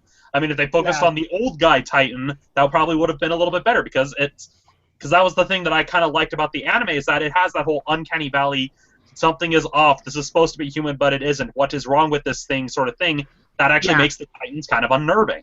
The other problem that they had in the movie, I don't know if it was just me that noticed it, but they all were wearing pretty much the exact same bodysuit, just extremely pale, kind of purplish skin, and so in a lot of cases it was very clear that these were bodysuits, and kind of hard. Even the fat suits look kind of silly compared to that, but I agree with you. The biggest problem was, the person that actually got the dirt face Titan, they were excited on the set because, man, they held those faces. The dirt face one you could tell was augmented by CGI, though. Though I do have to give them props because they did actually, in my opinion, I think they actually made the Titans a little creepier in the movie than they have been in the anime. And one of the biggest things that added to it was that whole mouth splitting thing. Because that is something you that never. only happened with one Titan. If that had happened more, I would have been more. No, it happened a little bit with the baby Titan as well, because the baby Titan also had the split thing. But the fact that the Dahlia Smile female Titan, who is apparently is important in the manga, go figure. She doesn't do that in the anime or the manga, but she did it in there, and I thought that was really well done. I wish. And the other thing they did in the movie that they didn't do in the manga, or at least in the anime, is the Titans roared. The only time I ever saw a Titan roar was when Eren came out as a Titan. So that was an interesting concept. The other thing I also want to bring up as far as the Titans themselves, which was the selling point of this movie, and it was on the posters, is the, and I'm quoting some of the other articles, the poor excuse for a Toho Godzilla villain, which was the Colossal Titan. And I will tell you the one thing that immediately just didn't sell me on this, and I think Aldo and me actually ended up agreeing on it, was why was the Colossal roaring? Why was the Colossal moving its head at all? You know what the thing is, as I was writing my review, and I was trying to figure out some way to describe that scream, it actually reminded me of two things, and I keep going back to it, but the Evangelion scream when the Evas go beast mode and they start almost mooing, or the Metal Gears, the little Metal Gears from Metal Gear Solid 4, that would kind of like moo and scream. Yeah, it reminded me a lot about that. Yeah. But I mean, here's the thing. This was actually a good selling point in the anime for me, was having that Colossal Titan just kind of sit there and just look at you. Yeah. You know, that you know what you did look. Because at that point, that gives you kind of... It's a derpy look, but it worked. And the main reason it worked was because you saw this giant face overlooking you, and it already gave, at least the cast that you were looking at, the sense of terror of you are no longer protected.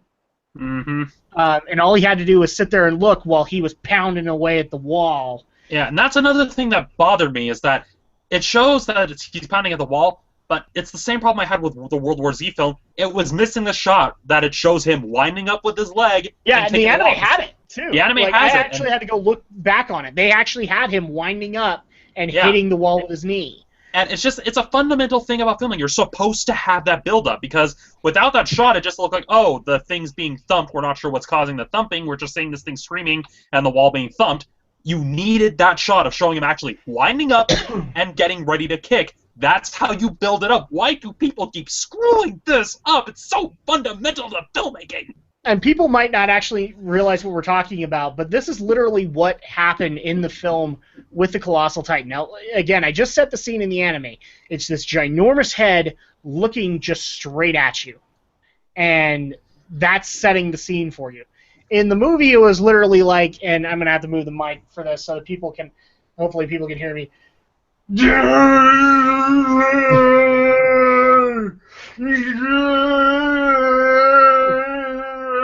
All the while, fog machines are going on, and there are little CG effects on.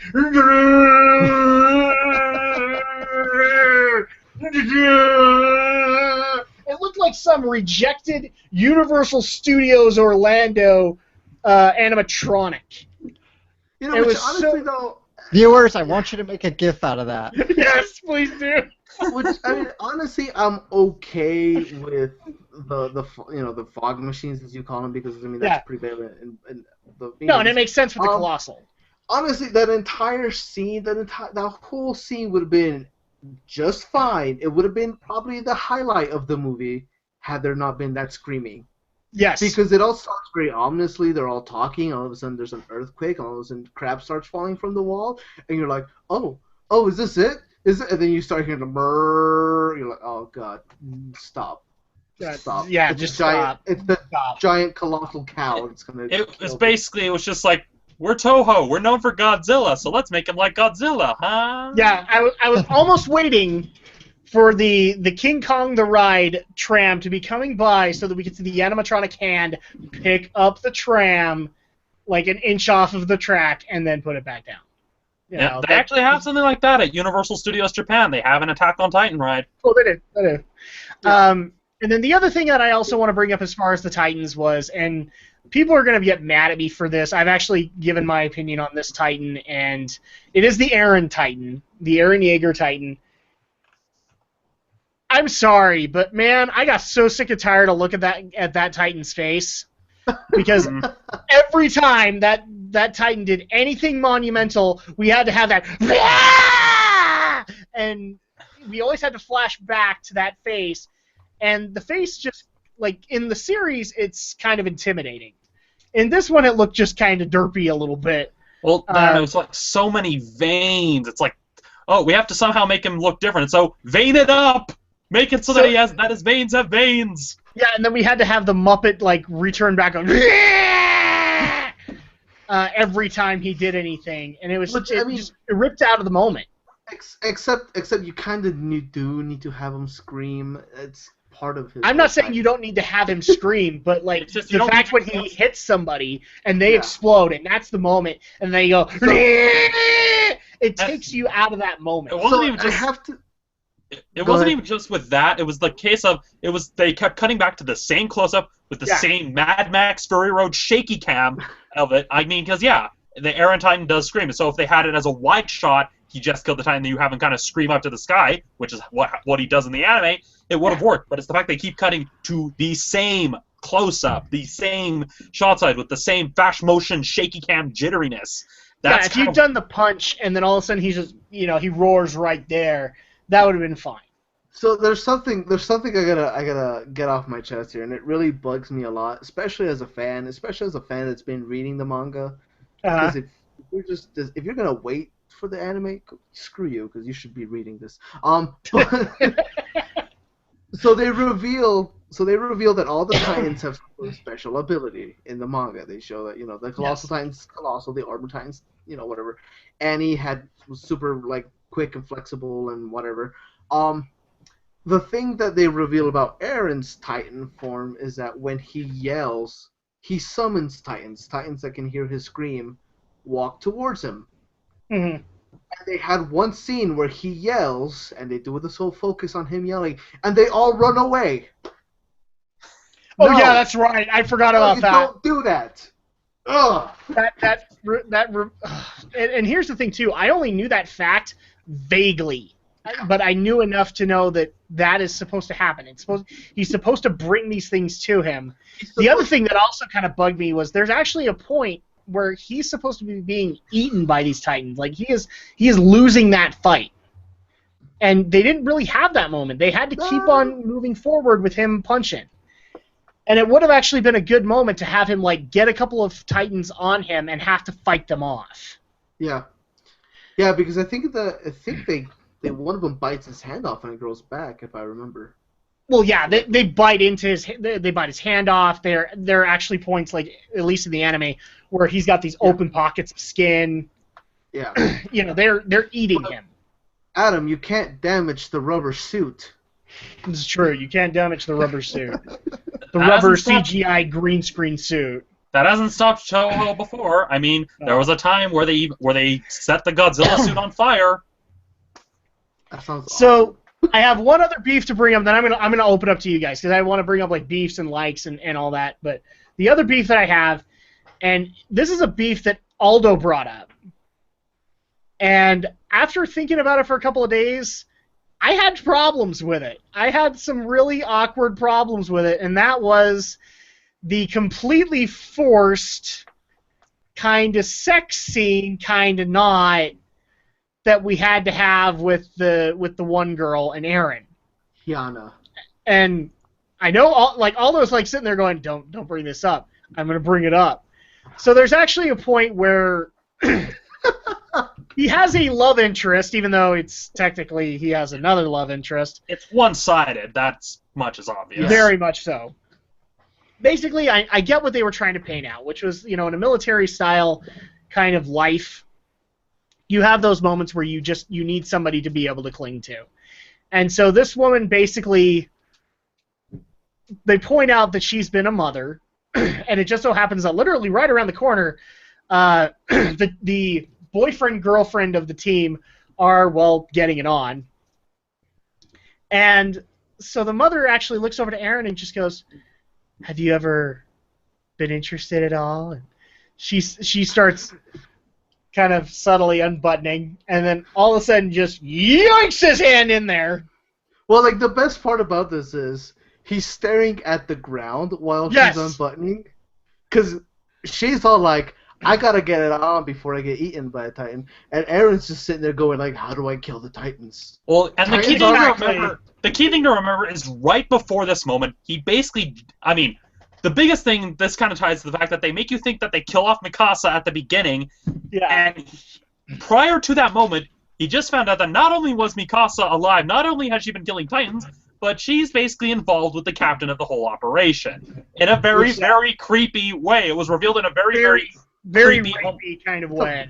Very uncomfortable. Yeah, and so he just found out that not only is his girlfriend alive, but she's involved with someone else, and so he's already got that on his plate, and now this is getting... And she's super cold, too. It's just... The best part about this is when this actually happened, when we had that moment with Aaron basically getting accosted, because I can't think of any other word for it, I leaned over to Aldo, because I was just like, wow, that was unexpected. And Aldo's just like, I don't know how I feel about this right now. So that's okay. Nobody knew how they feel about this right now. So I did some research, because that's pretty much what like the last 2 days have been for me. I've been doing research for my review on this movie. I did some research on the cast. Oh, no. I found out that the girl that the single mother, Hyana, is played by one of the actresses from Cutie Honey or Honey Cutie or whatever that is. Oh, really? Like yes. the live-action Cutie Honeys? Yes. Directed by Hideki Oh.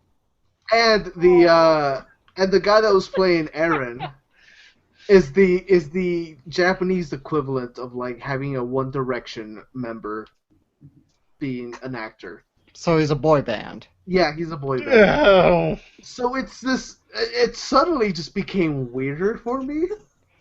Yeah, just a little bit. Because now that I've done that, I've drawn some parallels, and it just made the whole scene even more weird for me. And it was already plenty weird to begin with. Yeah. Oh, yeah. And so talking about I actually thought about this, and I want to pitch this idea to you all, though, because and to the rest of you, because I want to see if this would have helped with the awkward at least a little bit. Is we're having this moment, and granted, the awkwardness was removed because, well, a Titan came in and ate her, but I was actually trying to think, well, this was awkward way before the Titan actually got in there. But here's how you fix it: is the entire time Aaron has this face of, oh, kind of thing going on. And I'm just like, you know what would really fix it? Is all of a sudden if somebody put up a rocket-like thing up his nose, and all of a sudden we just had blood splatter, and it just moves his head up that way, because I'd be like, then you have an anime stereotype right there. Yeah. You joke about that, but I actually think it probably would have helped that scene a billion times better. It probably would have.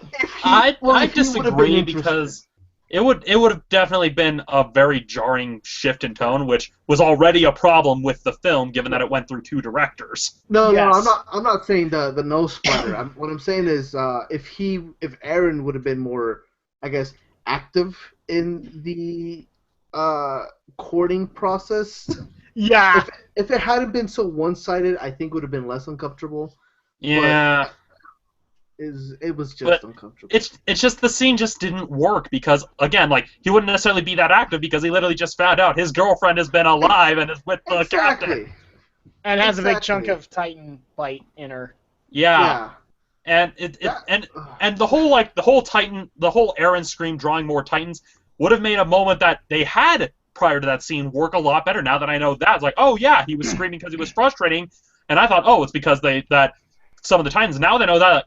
How could they not capitalize on that? Because the fact that he was screaming as a normal human and the Titans happened to show up, that could have been used as good foreshadowing. But they didn't use it. So many missed opportunities in this film. So many. Yes. Talking about opportunities that weren't missed, how about that opportunity where the director shipped Armin and Sasha? Yep. There's a lot of shipping all around in this film, people. Like Sasha's potato girl? Yeah. Yes.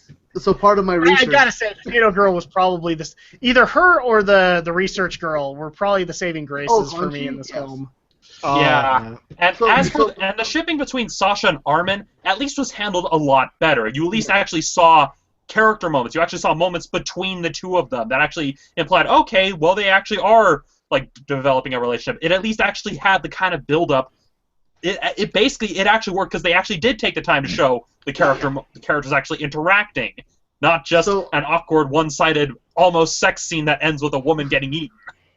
Yeah. So oddly enough, the actress for Sasha is a Japanese model, not a comedian. Okay. I thought she was going to be a comedian, because that's my first thought of who I would get for Sasha. That's actually pretty common, where a lot of Japanese actresses and even actors come up as models, then go into television. And all I can tell you is I felt bad for her when they actually had to have her eat something. Oh, and yeah. The reason I do is because you know that every square inch of her mouth real estate at that point is full to the brim. Like, there were points where I could have sworn on camera they caught her, and she's like, I don't want to swallow. I don't. Yeah. I want to spit all this out. To specify, she's eating mashed potatoes. Yes. I was thinking, how many takes does this poor girl had to do by now with all these potatoes, having to shove these potatoes in her mouth? So the one thing I have expected to hear or see in the movie, especially after she started stuffing the potatoes in her mouth, I was half expecting to hear like a gulp. Yes. There were. Well, I think you and me kind of reached over, just like, swallow, swallow. You've got a bunch of potatoes in your mouth. You know you want to swallow. And she's just like sitting there like. Well, she still has like that extra spoonful, and I think I think that was more of an actor decision than it was a directorial choice. But I think she was just like. And it worked. It worked, but man, it made you feel bad for the girl. It did. It really did. Yeah. But, that and the other one that made me laugh was the researcher girl. I'm guessing she's like the researcher for the scout regime. Yeah. Is that who it's supposed to be? She's the one who names the Titans Sunny and Bean. Yep. So I will admit one of the funnier moments, at least for me, was when she's debuting the omnidirectional gear, and it misfires. And I believe, correct me if I'm wrong, the thing sails past Potato Girl. And she freaks out a little bit, but then it's just like that kind of took me out of the moment. I think my and so this is another weird thing was her name is Hanji in the anime / manga, and it's and they changed her name to like Hans, or like Hange, depending on where you're reading it. It was kind of a very odd choice. But for me, my standout moment with her was when they're all arguing and she starts complaining that they just evaporate after they die, and she starts jumping and whining. And she's like, "I just want my own Titan. I just want one. Why can't I have it?" Yeah, that for me was a standout moment. Or the fact that the creepy. So we mentioned Potato Girl, and I want to call him Apple Guy because I can't think of who he's supposed to be. Was that supposed to be Levi? Well, like the official name of the character is Captain Shikishima, but he seems like an amalgamation of multiple characters, like the whole Titan slaying skills of Levi combined with a few other characters. That's what it really looks like to me, is that they just took a bunch of characters and slammed them all into one guy. So I'm going to go with Apple Guy, but you notice that he got the Colonel's line. Where it's like, if I'm going to get killed by a Titan, it better be a sexy lady Titan. Yeah. Yeah. It's like, creepy. Lady Titan. Like creepy and very pretentious, too, as well. Yeah. Well, they had to take Pixis out because there's a lot of controversy behind that character. Yeah. Yeah. So, well, the design of Pixis, and Hajime Isayama has gone on record that it's modeled after a specific general of the Japanese Imperial Army. And that caused a huge firestorm of controversy in Japan, where people were accusing the series of being pro-Imperial Japan. And that was the majority of the controversy, because, Imperial Japan is not really looked upon fondly in Japan. Yeah.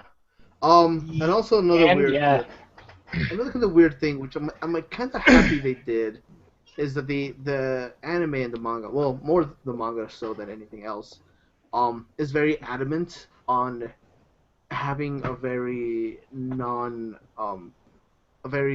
concrete gender for Hanji, who's a scientist girl. Yeah.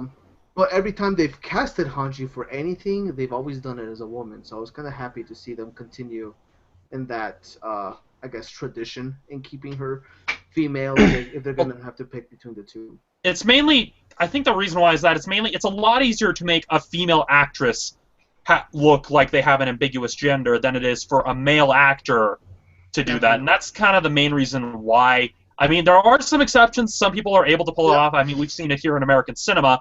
But that's just kind of the general gist of it, is that it's a lot easier to make a woman look like an androgynous, like have a ambiguous gender than it is a man. Because that's the same problem they had with the Gatchaman film, where they tried going the other way, trying to have both a male actor and a female actress playing Berg cast, and it didn't really work. Right. The other thing I would also bring up, because you guys are kind of bringing it up, is this is going to sound really mean, but could anybody actually tell Eren and Armin apart when they were both on screen? No, I got them confused. Really. Yeah. I could not. I mean, the only thing that helped me remember somewhat is that Eren was taller, and even then, that didn't really help so much. You know what helped me was that Armin had a hoodie under his jacket. Oh, I didn't even think about that. That might have helped. It felt terrible, but they looked so similar, and they had a similar haircut. They did, and they also looked like they were both in the exact same J-pop band, and that didn't help it at all. Okay, I'm glad I'm not the only one who got him confused all the time. Thank you! I felt a little bad, but I was like, oh, is this how Japanese people feel when they watch? There was a good solid 10 minutes where me and Aldo thought Armin was dead. Yeah. Because we thought we saw him get picked up by a Titan, and all of a sudden they did the whole walking by the wall and everybody saying their goodbyes, and that's supposed to be Armin, and both me and Aldo were just like, so Armin's dead, right? Yeah. And that's supposed to be Armin! Yeah, and what? A lot of people may think, we think they all look the same, but no, I think the biggest problem is that they didn't really differentiate the characters all that much. No, I mean, they both looked like they were the guitar and the bass player for the exact same J-pop band. Well, and just to kind of defend myself, is like all the girls looked distinctly different. I didn't have any problem with them.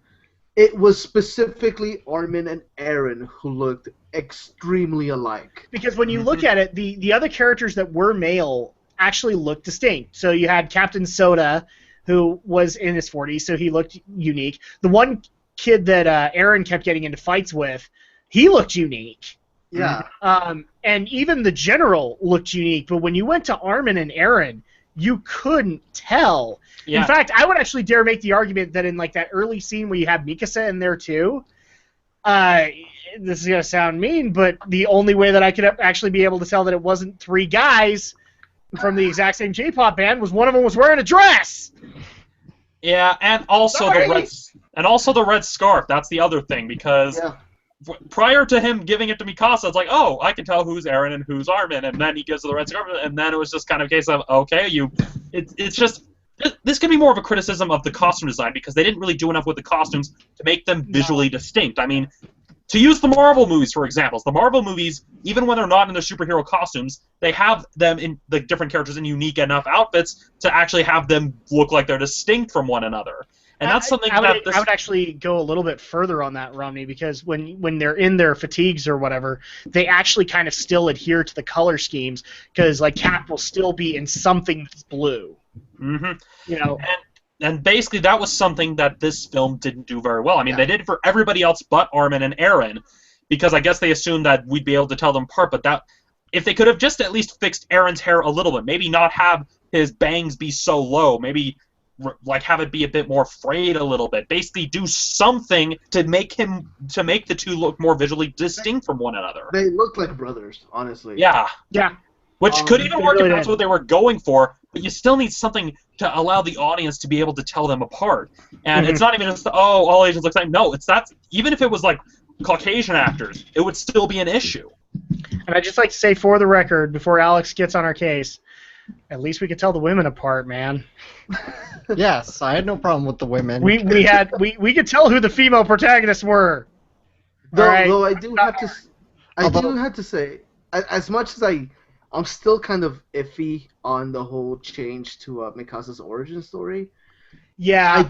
I did like the way they did her scarf reveal, because she's very known for it in the anime and the manga for wearing it like a scarf, like you should.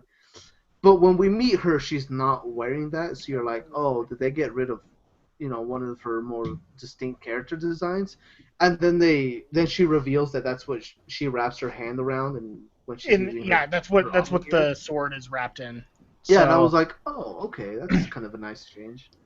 So we're actually about 10 minutes away from ending here, so I guess at this point we probably should wrap things up. But I also did have one other gripe, and I know I'm not the only one that had it, because I think Aldo and me, and even Romney and me, had some things to say about it, which was the gear itself.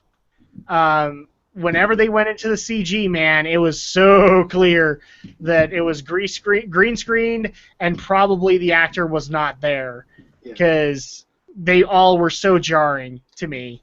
Mm-hmm. Am I the only one that had this gripe where it's like, this does not feel like green screen that is utilized properly? It was terrible green screen. Yeah, the effects, even as someone who's a fan of stuff like Ultraman, like Super Sentai, who can be a little bit more forgiving, even these effects push my limits in terms of what I was willing to put up with, because, well, again, you can tell this has been through multiple directors. You can tell this was rushed into production. It's a mess. The whole film is a mess.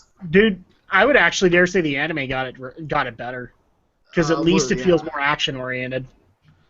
In the movie, it just felt jarring. Yeah. And I have to say you can tell they went through a checklist when they're like, what are the things people want to see? Titans eating a people? Okay. And they missed, in my opinion, one set piece, per se, which is, in the anime, you had that very first time they really take off on the Omnigear, and they're going through the city kind of uninterrupted.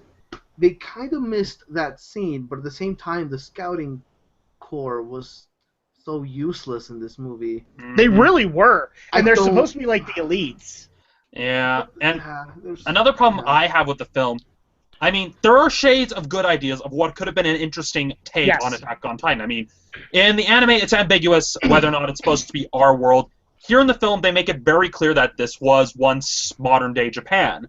And that idea could have worked if they actually committed to it. And that's what I think probably the first director was initially going for. Like, okay, well, let's twist this, make it more based in a Japanese area, so that way we don't have to go all the way to New Zealand to shoot and all that stuff. And some of the things they were trying to comment on, like, there was, like, a lot of cracks in fascism against compulsory military themes you can tell they wanted to comment on, but then they were left on the cutting room floor. And there were like those ideas there. Like the scene I liked is that moment where you're seeing them all saying goodbye to their family members, and even Armin is like saying, "Oh well, we have no one to see us off," and the little kid gives them all. That scene was actually really good. If the film committed to the fact that it was not trying to be a direct adaptation, just being a new take on it, it could have been a good film. Yeah, but then in the second half, I had a problem with it. The problem is that in the second half you could. Yeah, it's like in the second half you could tell that that was when the second director was brought in and like saying, okay, well let's get all the scenes that were in the anime and in the manga and put them in, try to match them beat for beat, and it was jarring. I think, like you were saying, there's a lot of commentary and stuff that's going on, especially with the whole technology thing, which is never really brought up in the anime at all, because it's not there to begin with. But there was another very interesting visual change, was that the actual, like, I guess, like the king's army, or the actual main military people had very Nazi-like uniforms as opposed to the rest of the scouting and the rest of the military, essentially. They had the very Nazi-like uniforms, but I don't know if you noticed, but they kept to the insignia marks for the I guess for the walls, because Captain Soda had the wall rose kind of mark. Yeah. And so I liked that whole concept, but I did like the fact that they kind of held true to that whole aspect of it. I also love the aspect that they tried to show the cannons as completely useless. Yeah. I also have to say, I was very impressed with the costume work as far as like the military goes. Yeah. I was half expecting it to just look like cosplay, but it didn't. I don't know. It probably was like the 20 pounds of dirt they threw on every costume, but they felt more real than they did cosplay, and I was happy with that. Yeah, I would agree with that. So let's kind of wrap things up. What are... I mean, obviously, we all kind of had that viewpoint of this was pretty bad. Because I think we all kind of came out that way. I don't think that, given what we've been talking about, that hasn't really changed. I'm still on this weird on the fence thing where like I kind of like it because I see two different movies that could have been good, but neither of them, they just kind of collided in a train wreck. Yeah. I'm honestly interested to see, not even because I'm interested in the story, it's kind of like when you're watching, like, I don't know, when you're watching like a car accident and you really just want to see how it ends. That's kind of where I'm at with part 2 of this movie. All right. So, Alex, your final verdict on Attack on Titan Part 1, no subtitles needed. No subtitles needed, indeed. There's probably a lot more things I could have gone into, but I'll try and be brief. I thought the Titans looked stupid. They looked stupid and derpy, and frankly, when the monsters out of Clamp's Blood Sea look scarier, you probably got something to worry about. And the characters were kind of all over the place. You're right, I couldn't tell Eren and Armin apart. I barely could tell Mikasa, and I was like, oh, Mikasa's back. When did this happen? I don't get it. Why aren't you a little more like, wow, our dear beloved friend who we thought died is back? But they're kind of like all dull surprise about it. I'm like, oh, Mikasa. Yeah, I could have sworn there was a moment where they did the reveal, and Eren just kind of went, what? It wasn't like, what? It was, what? Okay. Yeah. The actor wasn't very expressive. It was almost like the actor was having the exact same problem we were.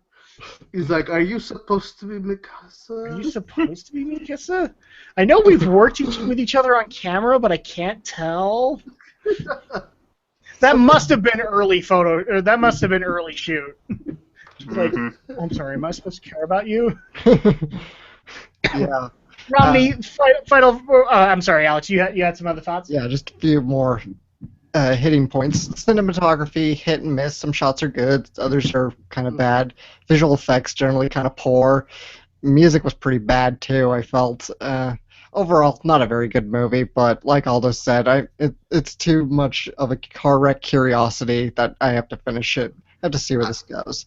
I actually, we didn't touch on the music very much, but a quick thing was one of the co-composers.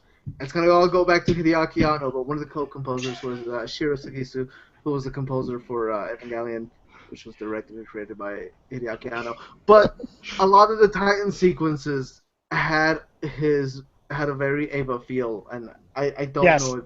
Yeah, one thing I've noticed is that I don't know if you guys could hear it, but you could tell they tried working in some measures of Guden no Yumiya into the score. You could tell they had the whole do do do do do. You could tell they tried working it in, but it didn't work. Yeah, especially like in the gear scenes, they would try to have that music kind of. Yeah, I heard it most. I heard it most strongly when Aaron was in the Titan's stomach. That's where I heard it the most prominently. That and when he was the Titan. Yeah. So when the Aaron Titan came out, you could hear it too, but it was like a less effective Imperial March. I hate to say this, but like the music to me was not that memorable. Nah. It didn't really stand out. It was only memorable to me because I heard very familiar themes, and I was like, I know this composer. And then when I saw him in the credits, I was just like, but that's just me as a fanboy. I swear, on the Halloween episode of Geek News, we actually need to get Aldo to come on as Gendo Ikari. Just because. I've thought about it. Romney, final thoughts on Attack on Titan Part 1, no subtitles needed. Yeah, basically it felt like I was watching a bad kaiju film. That's the biggest thing. It takes all the things that I don't like about Attack on Titan as a franchise and throws them all into one film. That's pretty much the best way I can describe it. It's a bad kaiju film that shows all of the problems of Attack on Titan, and it basically just felt like the people creating it didn't even understand it on a surface level. They just basically looked at a few of the commercials and just the opening theme song and tried to make a movie with only that knowledge. Yeah. My final thoughts on it are obviously, if people can't already tell, I think it was a train wreck. I think it at least was an enjoyable train wreck because, well, like I said, I was bouncing between Romney and Aldo, just kind of giggling at moments here and there, trying to figure out who this character's supposed to be, and then having those awkward moments of like, what's going on, Aldo? It's all right. Just keep watching. Just keep watching. And it's hard to take the film seriously when a normal-sized human is able to shoulder throw a Titan in order to basically.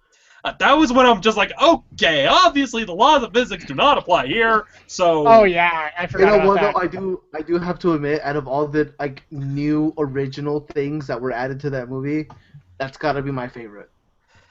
Yeah, I'll admit the giant axe was cool because I'm just like, okay, that actually makes sense as a weapon, running around, slashing their shins so they can fall to the ground. That actually looked cool. They never showed where he got it from. No, they never did. They never did, and yeah, I want to see where they came up with it.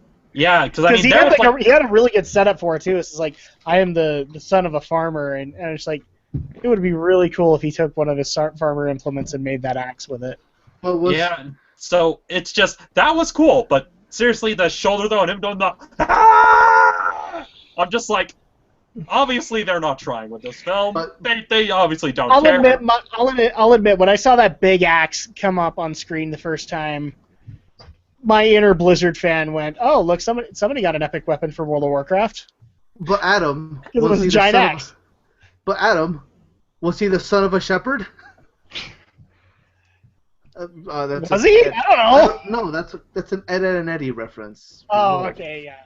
Okay, sorry. I gotcha. Wow, that's wow. See, I went Mass Effect. I don't know why.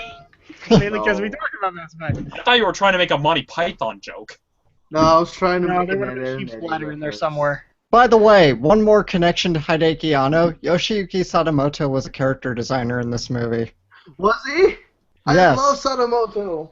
Oh. That's another note from the chart. Was he really? Oh, yes, Romney. I think we're going to get dragged into Ava 4.0 against our will. If Ava 4.0 ever comes out. Yeah, it'll come out, and when you get the ticket, you get a free copy of Half-Life 3. Confirmed, Romney. Thank you. They did send out an update that said they're aiming for 2016. Well, that's just for the third movie to come out on DVD. Oh, was that the update? Oh. That's just for the third movie to come out in America. Alex doesn't believe me on this. I've actually watched the DVD, so I don't believe that at all, because Netflix had it, and I got it in disc form. And clearly, somehow, this was before Kara decided, we need Funimation to go back and redub this, and we need to add our own special subtitle to it, because I don't know reasons. Studio Kara, Hideki Space Anno. magic. That's pretty much it. Yeah, just space magic. Space magic, yeah. All right, so I'm actually not going to... So I probably should hit this question, but I'll probably hit it on another night, because I really do want to get this taken care of. I get sick and tired of it. But we are actually a little bit over, and so it's probably a good thing to start wrapping things up. However, I will be wrapping things up with one cool thing that you might want to recommend to people. If it's Attack on Titan, you're more than welcome to. But one cool thing that you'd like to recommend that people look into in their spare time. Aldo. I'm just gonna throw this out. Just because I came back to it. Was Metal Gear Phantom Pain. Yes, I would recommend that wholeheartedly to people. I recently came back and I developed a handgun that shoots shotgun shells, and I just run around on my walker gear with a shield and shoot people in the face with that. All right. Alex, one cool thing you'd like to recommend to people, and no, it can't be Long Live the Queen. I've already recommended that, so... Yes, you have. Yes, that's what I'm saying. Well, I'm going to recommend the superior Attack on Titan Junior High, which premieres tomorrow, actually. No, I'm just kidding. Actually, the one cool thing I do want to talk about this week is there is a YouTube channel I came across fairly recently. It's called The Great War, and it's basically a YouTube channel week-by-week dedication to going over World War I. So it talks about all the battles, all the people involved, pretty in-depth history for you if you're a history buff or you need to take a history class. Go watch it. Romney, what is one cool thing you'd like to recommend to people? Oof. It's a tie between two things, but I don't know if one of them can be easily accessible. Because there was a documentary I saw about Jim Henson, but I don't know if you can find it on PBS's website. So I guess my one cool thing for this week will have to be The Martian. Came out on Friday. I saw it earlier today with my mom. It's a really good film. I'll have a full review of it, but basically, between this and Interstellar, I think this one's actually the much better film because it's not trying to go into complete abstracts. It's just basically, I know there's a film by the same name, but there's no other way to say it. It's basically Robinson Crusoe on Mars. It's basically about a guy gets left behind because they think he's dead, and so he's basically having to survive on Mars by himself until people can come back and get him, which would take a long time. And it's a really good film. It is a long film. It is kind of slow because it covers a lot of time. But that's my one cool thing this week is The Martian, directed by Ridley Scott, in theaters now. I should probably bring this up because, well, Attack on Titan is fairly depressing, and so Alex will be happy about this, but I'm going to go ahead, at least for one cool thing, I'm going to recommend K-On! Because the cutesiness of it actually helps you get over, not really, but it helps you kind of get over the dark and Prozac-inducing, swear this is going to break the Prozac budget. Especially since I should probably say this right here now. You've heard kind of it said, but next month, Part 2 is going to debut, and yes, we are going to be doing a review of it. So we're going to finish this thing out strong. So all the people who think we're gonna drop it, no, we're not going to. We're going to walk in and deal with more blood explosions and all that. So you guys can look forward to it. And yeah, I kind of figured you'd have to bring up something K-On! Dang it, Alex. I tried so hard to get through this series, and it's so hard for me. We're light on the Prozac. We need something cute to cheer us up. Yeah. That's not cute, though. That's just them looking at you blankly. Like, what? Why did you make the decision to watch this movie? We don't know why. Read the comics. It's much quicker. Trust me. I've read the entire manga series of K-On! Because they're all just 4-panel comic shorts. It's much quicker. Saves you a lot of time. So... The anime is only like 30 episodes in a movie. It's come on. I guess the thing I would recommend for this week, and it's been cutesy, but look, I have a daughter, and for some reason, like she's starting to get to that point where some things start to resonate. Like some TV is actually worthwhile to her. Like she'll be calm around it. Like she likes the sounds from it. So the thing I would recommend actually, and I don't even know why, but it's been kind of the focus of my week, is Teen Titans Go. I didn't realize this series existed until I had a baby, and I had to watch things while I was feeding her. And Teen Titans Go is basically supposed to be taking the whole Teen Titans idea and put it on a more comedic element. And you know what? That series actually kind of has a lot of funny nods to the DC universe. So I liked, especially like the first episode I ever saw on it was actually involved with Rose Wilson, aka Ravager, and how she's making fun of the Titans and being, kind of angsty anti-hero, and Raven totally buys into it. So Did you watch the episode where Robin has to house sit the Batcave? yes. Oh, I love that one. I've caught them on since when I watched My Baby It's on the weekends, and so that's when they have the marathons of them. So I think I've pretty much seen like every episode at least 3 times, and every time I've giggled at the jokes. So like the whole concept of Will Wheaton playing Aqualad, I thought was hilarious. The fact that Aqualad and Terra get together and Raven and Beast Boy do everything they can to rip them apart and then get into a relationship because of that. Because how many people were shipping in the original series Beast Boy and Raven? And they finally got their wish.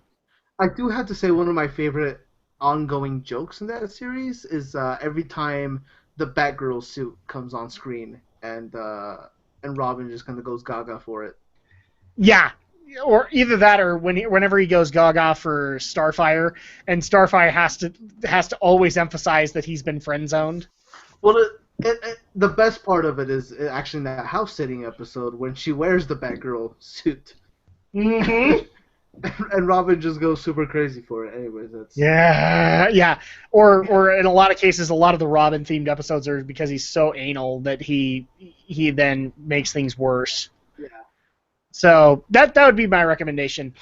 But we are running over, so let's go ahead and wrap things up. If people want to see more from you guys individually on your YouTube channels, first of all, Alex, people want to get in contact with you, and the fact that you should have nothing to say on Attack on Titan because you have not done anything in regards to it. You've not done the manga, you've not done the anime, you've done this movie and you've hated it so bad, and that's just a perfect example of why you shouldn't have been involved in this process whatsoever. How do they get a hold of you?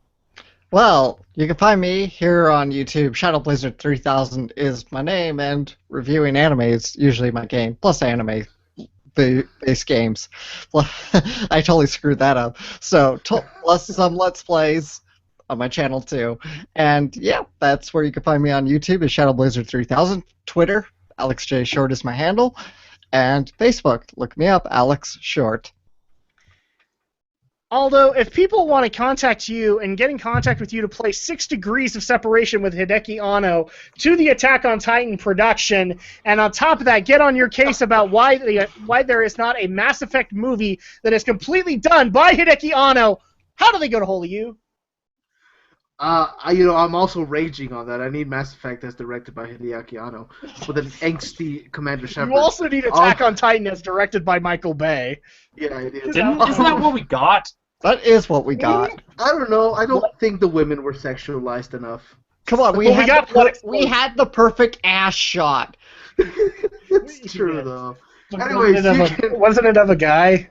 No, it was when the girl was hitting on Aaron. Oh, that's right. It's a very awkward low angle. Anyways, that whole scene was awkward. Anyways, you can find me on Twitter at Aldo531, but you can also find me on respective YouTube channels, Board Offline. You can also find me on Anime Overdub ES, and you can also find me on Reviews vs. the World. All right. Stephen Romney, if people want to get on your case on the fact that you didn't give the Attack on Titan movie anything remotely resembling a chance, and mainly because of whatever reasons that you might have, I'm really not coming up with anything that I can do for you. You're usually the one that I can stagger, but there are not enough stories this week to do it. How do they get a hold of you? Time to pull out your stopwatches, children. You can always find me on youtube.com/StudioPhantasma. That's Phantasma with an F. You can also find me on Facebook at facebook.com/Romney'sReviews. I am now on Twitter at twitter.com/RomneyReviews. All right. Breaking records, as usual. If people want to get in contact with me and the fact that I do not like cutting room floor stuff, I'm 50-50 on it. Aldo and Alex have kind of made a convincing argument to me.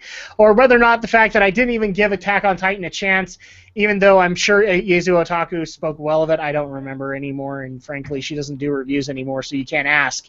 There are a couple of ways to get a hold of me, and both are under my exact handle, which is Drac2326. That is the YouTube channel, which is where Geek News is hosted. You guys can look up the live feeds when we have gone live.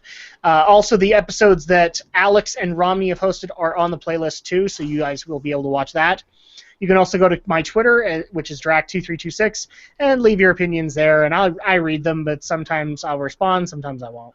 Because it's not because I don't love you, it's because whether or not I actually think my argument will matter to you, because in a lot of cases there have been a lot of messages where it's like talking to a brick wall. If people want to get a hold of the show directly, there are 3 ways to do it. You guys can leave stories and feedback at geekyweek@gmail.com. Obviously, you guys can tell we got a lot of fan suggestions this week. We do bring those up. We do actually give our opinions on them. Even if it's a specific geek that you want to actually hear from, we try and get that worked out as best as we can. You can also go to our Facebook and look up Geek News, Reviews, and Opinions and like it, and you'll get up-to-the-minute information where we're going to be going live, what we're going to be going live about. People might have noticed that the Facebook feed actually had the fact that we just barely gotten out of Attack on Titan and that we were advertising that we were going to talk about it. We will be doing that for part 2 as well as the fact that we have a lot of really big movies coming out and people have been asking our opinions on it. For example, the new Peanuts trailer that came out. A lot of people want to know what we thought about that. We'll be doing that in some way or fashion. A lot of people want to know what we think about the new Star Wars toys that have now hit all of the retail stores, including the Blade Builders collection that lets you build Wolverine lightsaber claws. That's how you can find out. Where can I find them? I must know. Go to Target. Oh, that's why. Yeah, there you go.